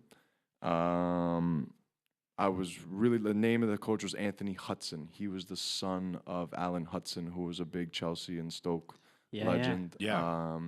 He actually was the youngest guy ever to get his, I think, UEFA like A license. Went on to coach just recently New Zealand and now he's coaching Colorado Rapids. Colorado, yeah. So things come full Sure. circle. Yeah, It's a small world, right? The soccer world. yes, very, very, very small. So then from there, was fortunate enough to play with a Norwegian defender whose agents were in the stands, one summer when they came to a game. And there's a saying, you never know who's watching. They approached me after a game and said, have you ever thought about playing in Europe? Through my father, I have a Spanish passport. And they were like, we'd love to bring you on trial to, Norway. And I was like, Norway? What? No. People play soccer there? More like, no way. I'm staying right here. It's warm. I was always, my dream was to play in Spain. I always wanted to play in Spain, but Spain is obviously one of the most difficult countries to play in. Yeah, for sure. Yeah. And everyone always says, well, estamos en crisis, we're in crisis, then we don't have the money. So it's like 55% unemployment rate. This guy's trying to get a job there. So went on a couple trials, different clubs, ended up going to Norway through these agents. Played in Norway for 3 years. You played for a team called HamCam? Humcum. Humcum. All right, I saw Ham, and you know me. If you look at the full name, I'd give you credit if you can pronounce it. I did pull it up because I was like, Hamon? Yeah. Cámara de Hamon? Yeah, I was the tannest person in town. Don't worry. It's like yeah, I'm not even... Yeah. I don't even know, do they have vowels in these countries? I had to learn, so now I vaguely know Norwegian, which is... Really? Like, in LinkedIn, when you go Spanish, very, okay. Sure, it's on there. English, proficient in Norwegian. They're like, okay, really? Okay. Maybe they'll come in handy. There's a curveball coming at you. Yeah. But you did play in MLS. You got to play with so the after Norway, speaking of small world, the sporting director and the coach of my Norwegian team played on the Norwegian national team with Eric Soler, who was the sporting director of the Red Bulls. Right. Was coming off, fortunately enough for me, a good season in Norway. They had spoke, and I came, and they were like, we'd love to bring you back home. Happy days, let's go. Yeah. So sure enough, I signed for the Red Bulls in 2012. The Norwegian coach was always, he really wanted me to stay. I was like a project for him. 24 years old is an important time in your career. Yeah, for sure. But when you have the opportunity to play with Thierry Henry, Rafa Marquez, you're like, exactly. This is hard to pass up. So sure enough, I came home and signed for New York, and didn't get to play as much as as expected. And usually the question is did you regret that? Did you regret coming home? Should you have stayed in Norway? Should you have stayed in Europe? Did you come back home too soon? I say no, because of the things that I was shown in this different light of thinking and professionalism and just how to win from Thierry and Rafa was unbelievable. Was that Thierry Henry's first year? No, might have been his second or he came in the summer, so maybe like 2.5. Yeah, the he first came in full year season. 2000. Yeah. Okay. So maybe the second full season. Okay, cool. He came to half a year, played a full season, and then I got him on, I guess, 2.5. Yeah, a year and a half in. That's incredible. Was this the first time in your career where you weren't sort of the starter? First time in my career, yes, where I had to deal with this. Where then the line being a student of the game, and learn how to be a good teammate was super challenging for me, because I was the captain of almost all the clubs growing up that I played for, captain in college, never because I was the best player on the team. But, leadership skills, through either my father personalities, just traits that I, from players that I played with growing up, and, to sit on the bench and just, or sometimes not even on the 18, what do I have to do, what's going on? And is it one of those things where, like, the better you are in training, the better the opportunity? Do you know who you were sort of fighting with for the starting position? At the time, Jan Gunnar Solli, Norwegian international. Is that the guy who DJ'd? Oh, he got a lot of steam for that. He got thrown off a game, and then... I never heard the story. This guy, he got again. Well, I know there's two stories, right? He DJ'd like the night before, and he wasn't supposed to for one time, but I think he got injured. He got sent off. He got sent off. I think he got a red card. But then he came back and he DJ'd the halftime, like on the field. But Like you they have to had think like from like a European standpoint. You're like, if you're a European player, you're thinking this is a circus. Yeah, of course. What's going on here? You're a professional. You are literally a part of this team, and now you're DJing at halftime. So I think he got thrown out of the game. I wasn't a Rebel fan, but I'm a Thierry Henry fan. I'm an Arsenal fan. So I remember like, wait, isn't that the guy who just got kicked out of the game? So the name Sully sticks in my head because I'm like, that guy just got kicked out. And now he's like on a moving platform DJ.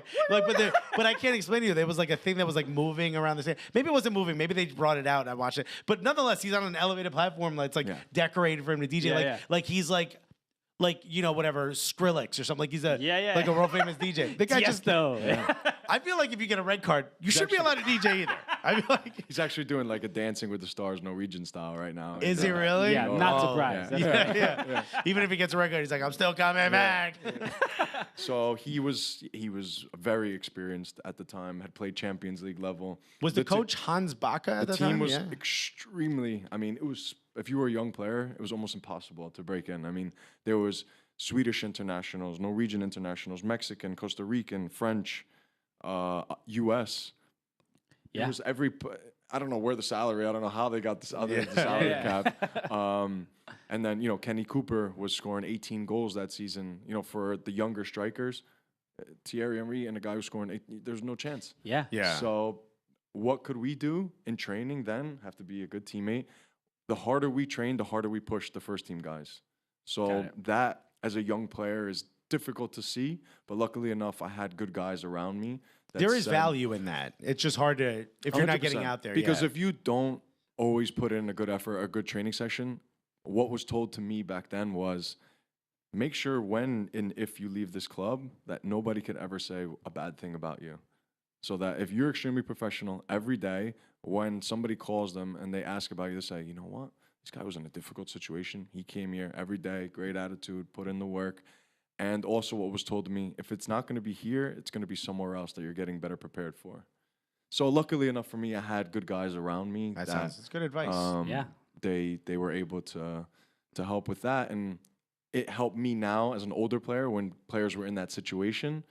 I was able to better help them from, like they say, you can't teach speed and you can't teach experience. No, you can't. Those are, you could get quicker, but speed, it's kind of something you're. I mean, but in general, these are good life lessons, right? Yeah, and it's not a coincidence why you captain so many teams, and because you lead with that mentality, and that's how you think of yourself as a professional, right?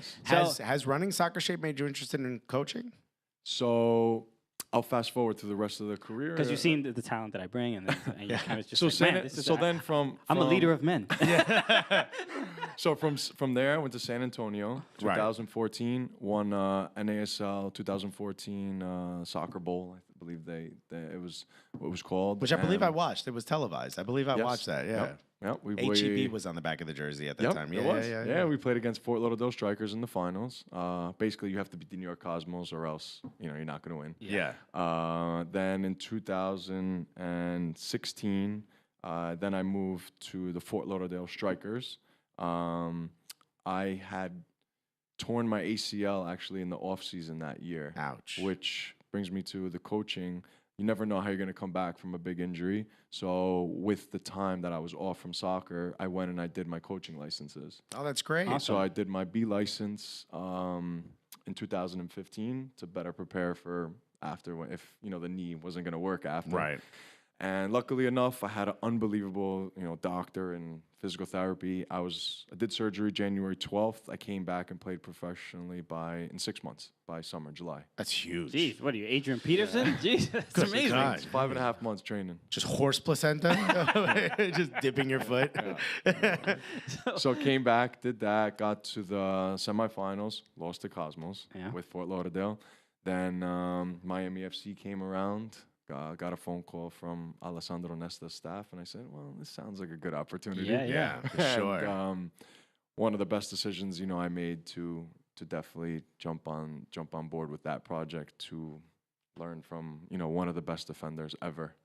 And I mean, really the main thing we want to ask about, especially about your time at Miami FC, you played with Poku. Quadru Poku. Poku. Who's like kind of like a cult. He was a cult hero for Cult like hero in NYCFC in New York, and he had a great first year. Obviously, the second year wasn't as successful. But when he came in, he scored worldies, and we're like, why is this guy not playing? Clearly, something was going on in the training. He was the same in Atlanta. So I played against him when he was at Atlanta. Silverbacks. Yes, at Silverbacks, yeah. I played when I was at San Antonio. I played against him, and Atlanta wasn't very good, but there was just this wrecking ball. Throughout, like he'd pick the ball up on the 18 and then just. And they were like, "What? Who is this guy?" You know. And what was it like to play with him? Yeah, he's in Russia right now. He's playing for Anzhi Mahachkala.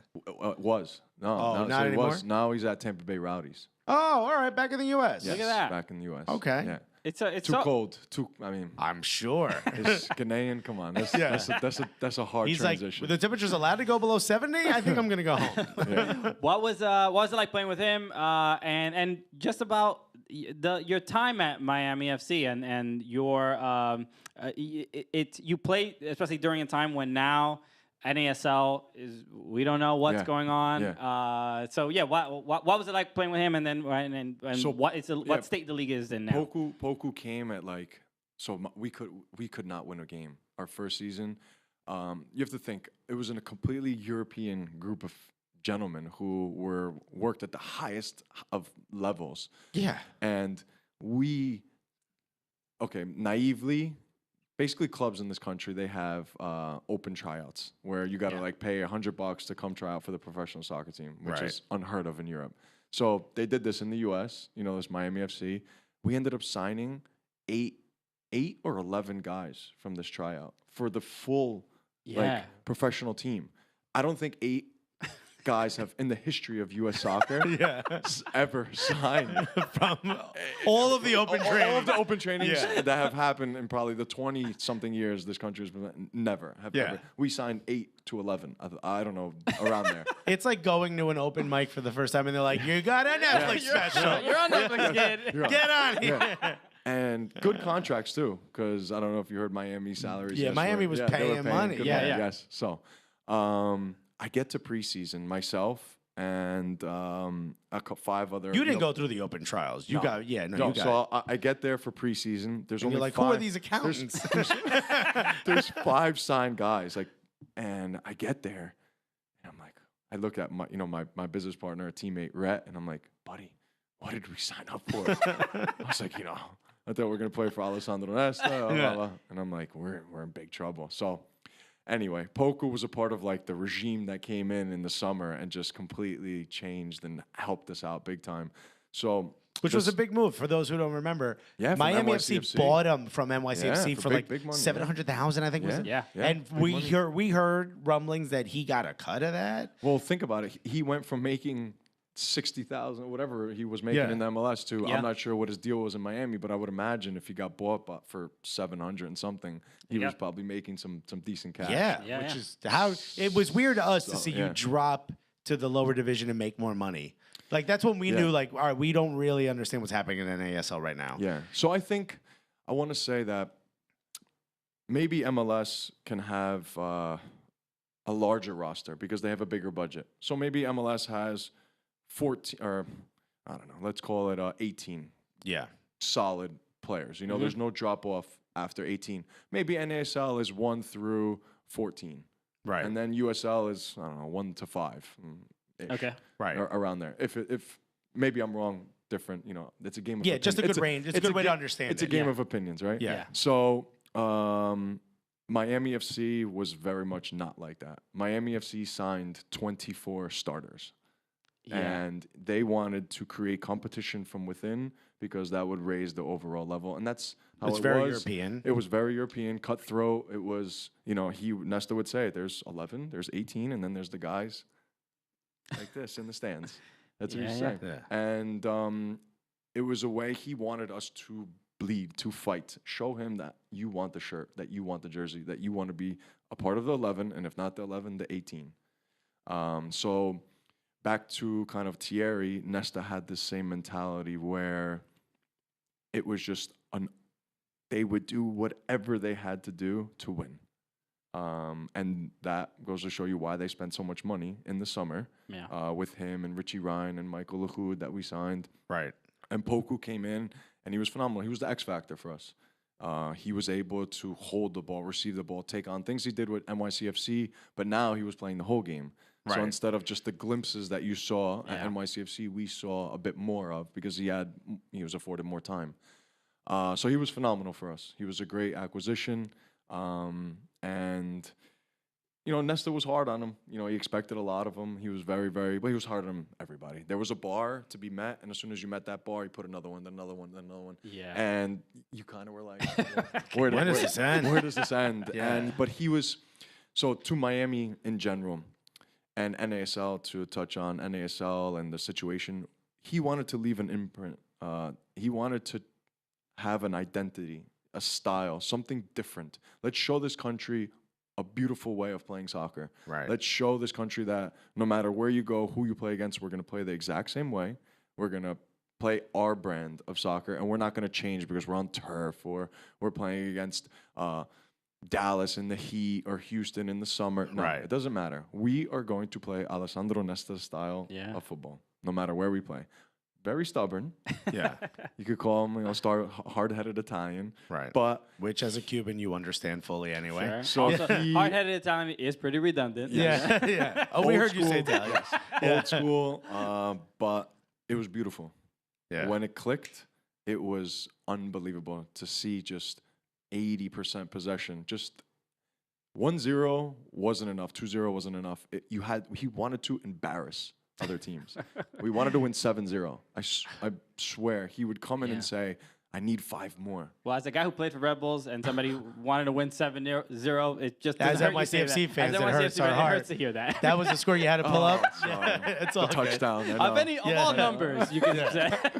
You could have pulled anyone out. Yeah. So the league itself, NASL, we don't know where it currently stands and what's going to happen. Does. So it's interesting as fans of soccer, and we'll watch occasionally. What is, from the player perspective of like, am I going to have a job next year? Because I don't know if there's going to be the office is going to be the building is going to be here anymore. Yeah. What is that like? And you also have an owner that's made a lot of news. Of course. There was NASL was a great home, a great space for experienced players, I think.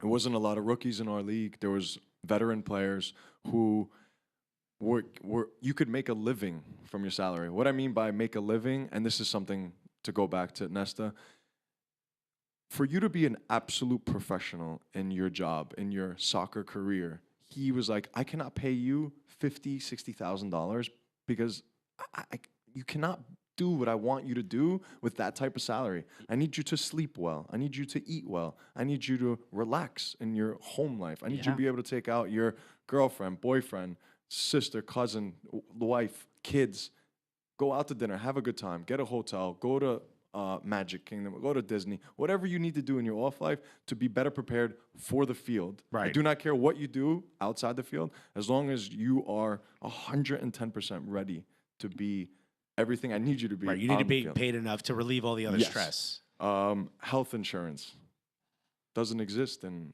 like the USL or a lot of these USL teams. The lower leagues, And in the NASL, you were fully covered. If you got hit by a car, you were covered. If in these other kind of systems, God forbid something happens to you off the field, it's, all the best, you're on your own. So NASL was this space where for experienced players and hundreds of players, front office, coaches, staff, fans, more importantly. Now all these fans are like, well, what ship, kind of do I have to jump to? Or because what are you going to do? We're in this kind of waiting period, and I could understand for a fan, it's frustrating. If you're a New York Cosmos fan right now and you're a diehard, you're kind of in the dark. The same thing for a Miami FC fan. Now Beckham's team's coming into town.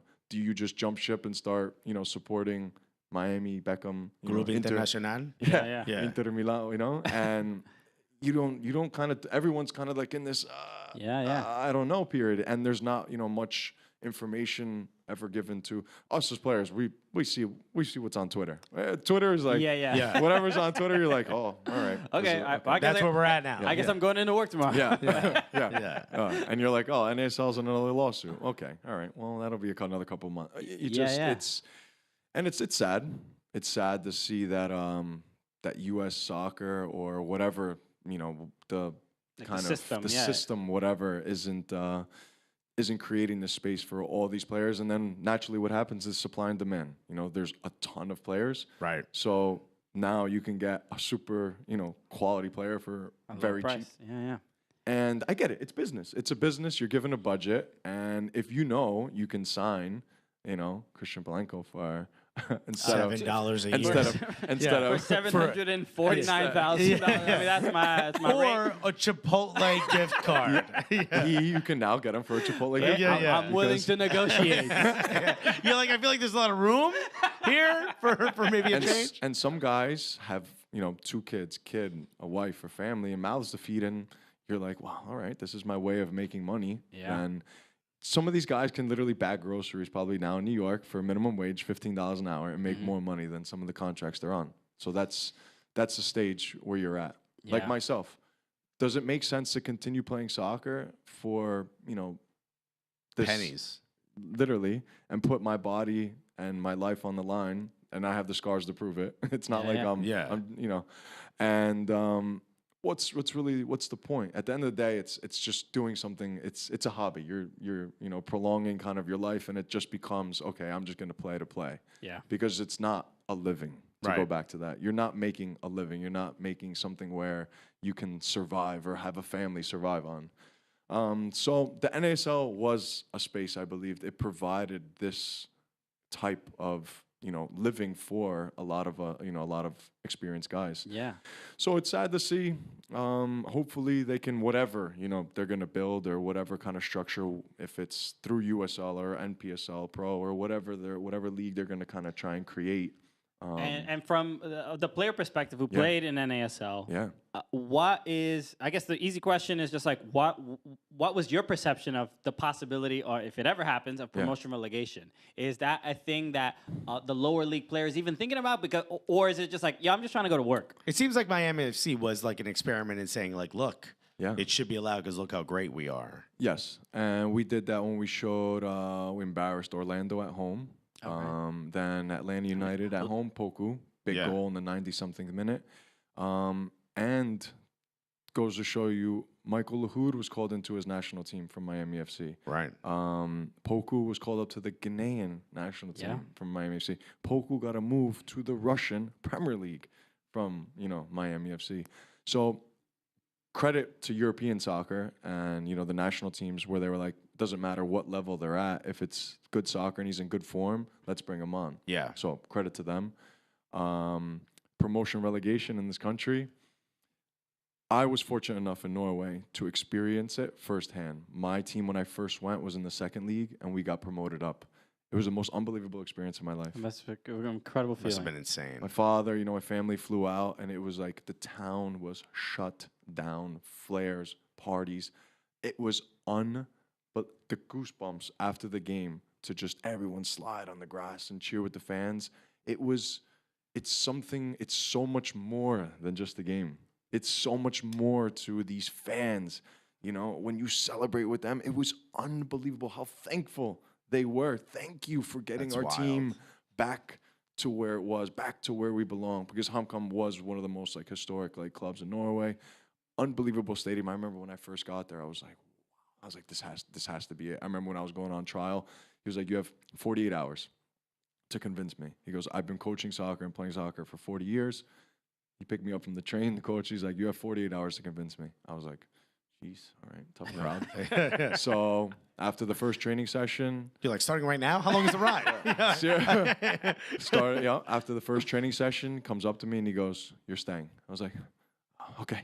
Right, 21-year-old kid, I was like, okay, let's do it. He's like, yeah, if we can make everything, if we can figure everything out upstairs. And I was like, upstairs? I was like, He's like, yeah, you know, financially. I was like, dude, I'm coming from the USL. Yeah, I was yeah. like, I don't. Yeah. whatever you What want. you got in your pocket? Yeah. So You got yeah. a couch? I'm good. So back to the experiencing promotion relegation. Another little quick side story. I was able to go to an Arsenal game with Thierry, Sol Campbell, and Tim Cahill, Heath Pierce, Dax McCarty. We all were super fortunate enough that Thierry invited us to a game when we were out in London versus Tottenham. It was a huge derby game. Tottenham was winning, I think, Arsenal was winning 4-2.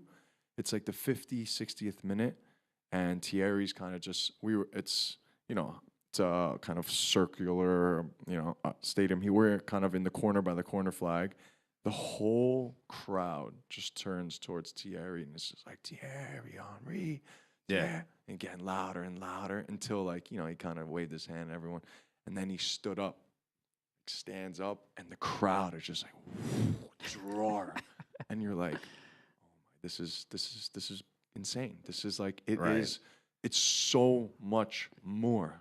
Then this is why I said we should add 60,000 seats to pizza places so that when I walk in, that people see me and they're like, there's only one Alex Guerrero.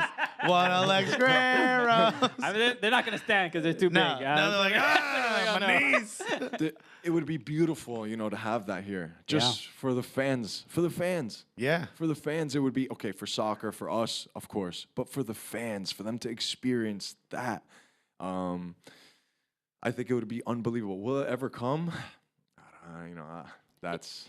And from a practical place, do you think it won't happen because even NASL or USL, just the lower leagues don't have the infrastructure, the sustainability to be promoted or for an MLS team to be relegated? Or is there to part of the infrastructure? Is there a way for what Silva was the owner of? Yeah. Is there a way for the Silvas and the Roccos to? Are there more of them, or is there a way for them to make the money back they're spending on these teams? These guys are owners. You want owners like them. They are literally spending millions of dollars happily. Yeah.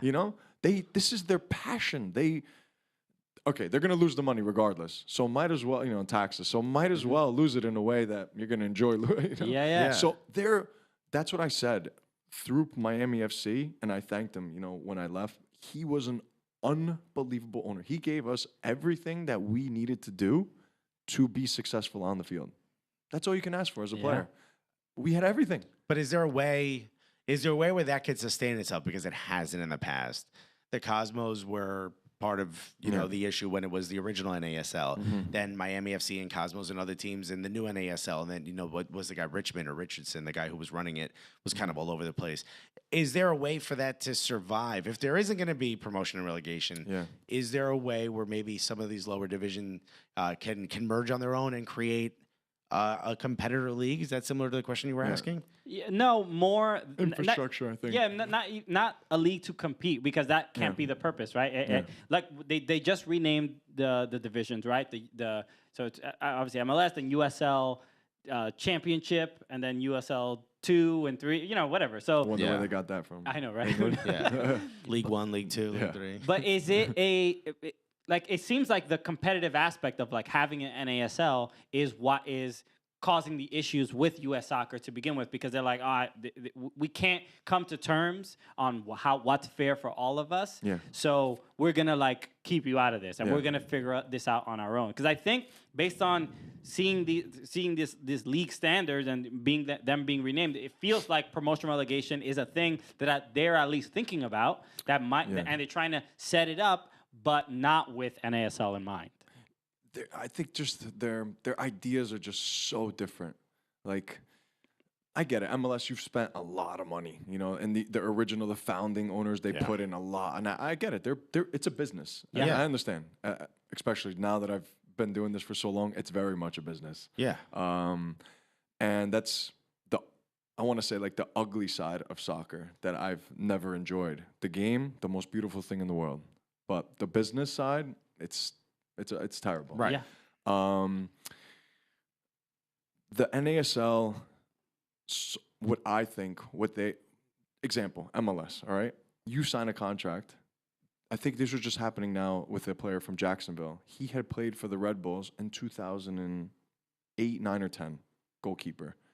They still had his rights in 2018. Yeah. Like, no, let him go wherever he wants to sign. What are you talking about? You have his rights. What rights? He's been playing in 6 other clubs. It's literally 8 years later. Yeah. What? It's like an ex-girlfriend 8 girlfriends ago being like, stop look, yo, you really gonna go? You gonna go to Italy? Yeah. Wait a minute. You can't date other lawyers. You're stuck. If you're gonna date a lawyer, it's got to be me. Yeah, then you can date anyone else you want. Yeah. I actually, after I was finishing up Miami FC contract, ended down there. Before I signed with Cosmos, was looking at MLS options. I actually had to speak with my agent and ask because I saw that happen. I go, well, maybe Red Bull still has my rights. I was like, could that be a thing? He's like, I don't know. We should look into it. You checking for tattoos? Do I have anything on me? Is there something on my back, maybe? Stop it. Like, you sign a 4-year deal with the club. Well, as soon as you're done, and move on. Thank you for your services. Yeah, you know, off you go. That is it's a big union issue that they've discussed. I've seen kind of discussions like that, especially when they were trying to elect a new U.S. soccer president. That was like one of the issues that the Players Council was concerned about. So there's like those differences in the players' freedom, but there's also in the league and how they would like to create, and the owners. I think it's just the ownership. The details I'm not really sure. I would love to see promotion relegation in this country. I would love for there to be a space for all these NASL clubs, USL clubs. There's plenty of people in this country. Yeah. Like, they make fun of us overseas that we can't get our, stuff in order over here. It's ridiculous. Yeah. How can we not have a competitive national team when we have hey, bro. We've all said this. Go ahead, preach. We were just talking about population. I've said it. I'm half Uruguayan. Yeah. Uruguay has 3.5 million people. New York City has 8.5. That just the city. Like, how is this? Iceland. Iceland is what they say, Wichita? Iceland is the size of Wichita? Like, come on now. Look, I'm training at Soccer Shape, and I think the U.S. national team has a lot to look forward to. Buddy, left back, you might have a chance. The only option for left back right now is, again, 77 years old, DeMarcus Beasley. How can we better prepare for 8 years from now? Yeah. Carlos Cordero, everybody, the big guns. How can we better prepare? So 8 years from now, when people come over here, they're like, I know what, they got a good setup over here. They're, grassroots, women's soccer, and professionally. How can we not be a laughing stock in 8 years when people come here and like, oh, these guys still haven't gotten it together? Because a World Cup, like they say in, winter's coming. Well, the World Cup is coming. Yeah. Is, what I mean? Well, I mean, think about it. It's been, 32 years since the last one in 94 to 2026. It's like, let's prove that. Exactly. There has to be growth. Yeah. And it's a huge thing. I still remember my father took me 1994. It's, Giant Stadium? Yes. Yeah. What so game? I saw against Bulgaria. Oh, okay. I saw Ireland, Italy. Okay. That was wild. Okay. All right. I didn't go. I didn't go to it because I didn't watch soccer then. But maybe Soccer Shape, That's right. Yeah, I'm gonna look. All I'm saying is that I will be the starting striker in the 2026 World Cup. That's all I'm saying. That's all I'm saying that Soccer Shape will help me do. Also, and if you want your next class to be a little bit more relaxed, the night before, I'll take Johnny. We'll go to Rutt's Hut. We'll get some hot dogs. You know what I mean? Maybe we'll go to Dickie D's in Newark. I'll weigh him down a little bit. You know what I mean? Cool. I'll do what I do best. Johnny Borrajo, thank you so much for coming by, man. I didn't even look. We wanted to have a little chat, but it got a lot more serious than I expected. But it was a great conversation. This is awesome. Thank you for imparting some wisdom just in general about American soccer. It's incredibly helpful, and I know a lot of our listeners appreciate it. So, Johnny Borrajo, we're gonna end our show. We usually do a fun little outro every time we end the show, and it's basically all it is that we just yell the Cooligans, and you'll know when. You'll know exactly how it works, but we're gonna do the outro right now, so it'll all make sense to you. So join in when you'll know exactly what it is. So, guys, for Johnny Borrajo, my name is Christian Polanco. My name is Alexis Guerreros, and together, what are we? The Cooligans! What's up? It's the world champion, Judah Friedlander, and you're watching the Cooligans. Why? Because you're cool. This is what winners look like right here, man. I mean, you're looking at us. Right now with my legs, I just juggled the ball 80,000 times. You missed it. Yeah. He's been playing keepy uppy since I met him. Yep, look faster, guys. Go Team USA.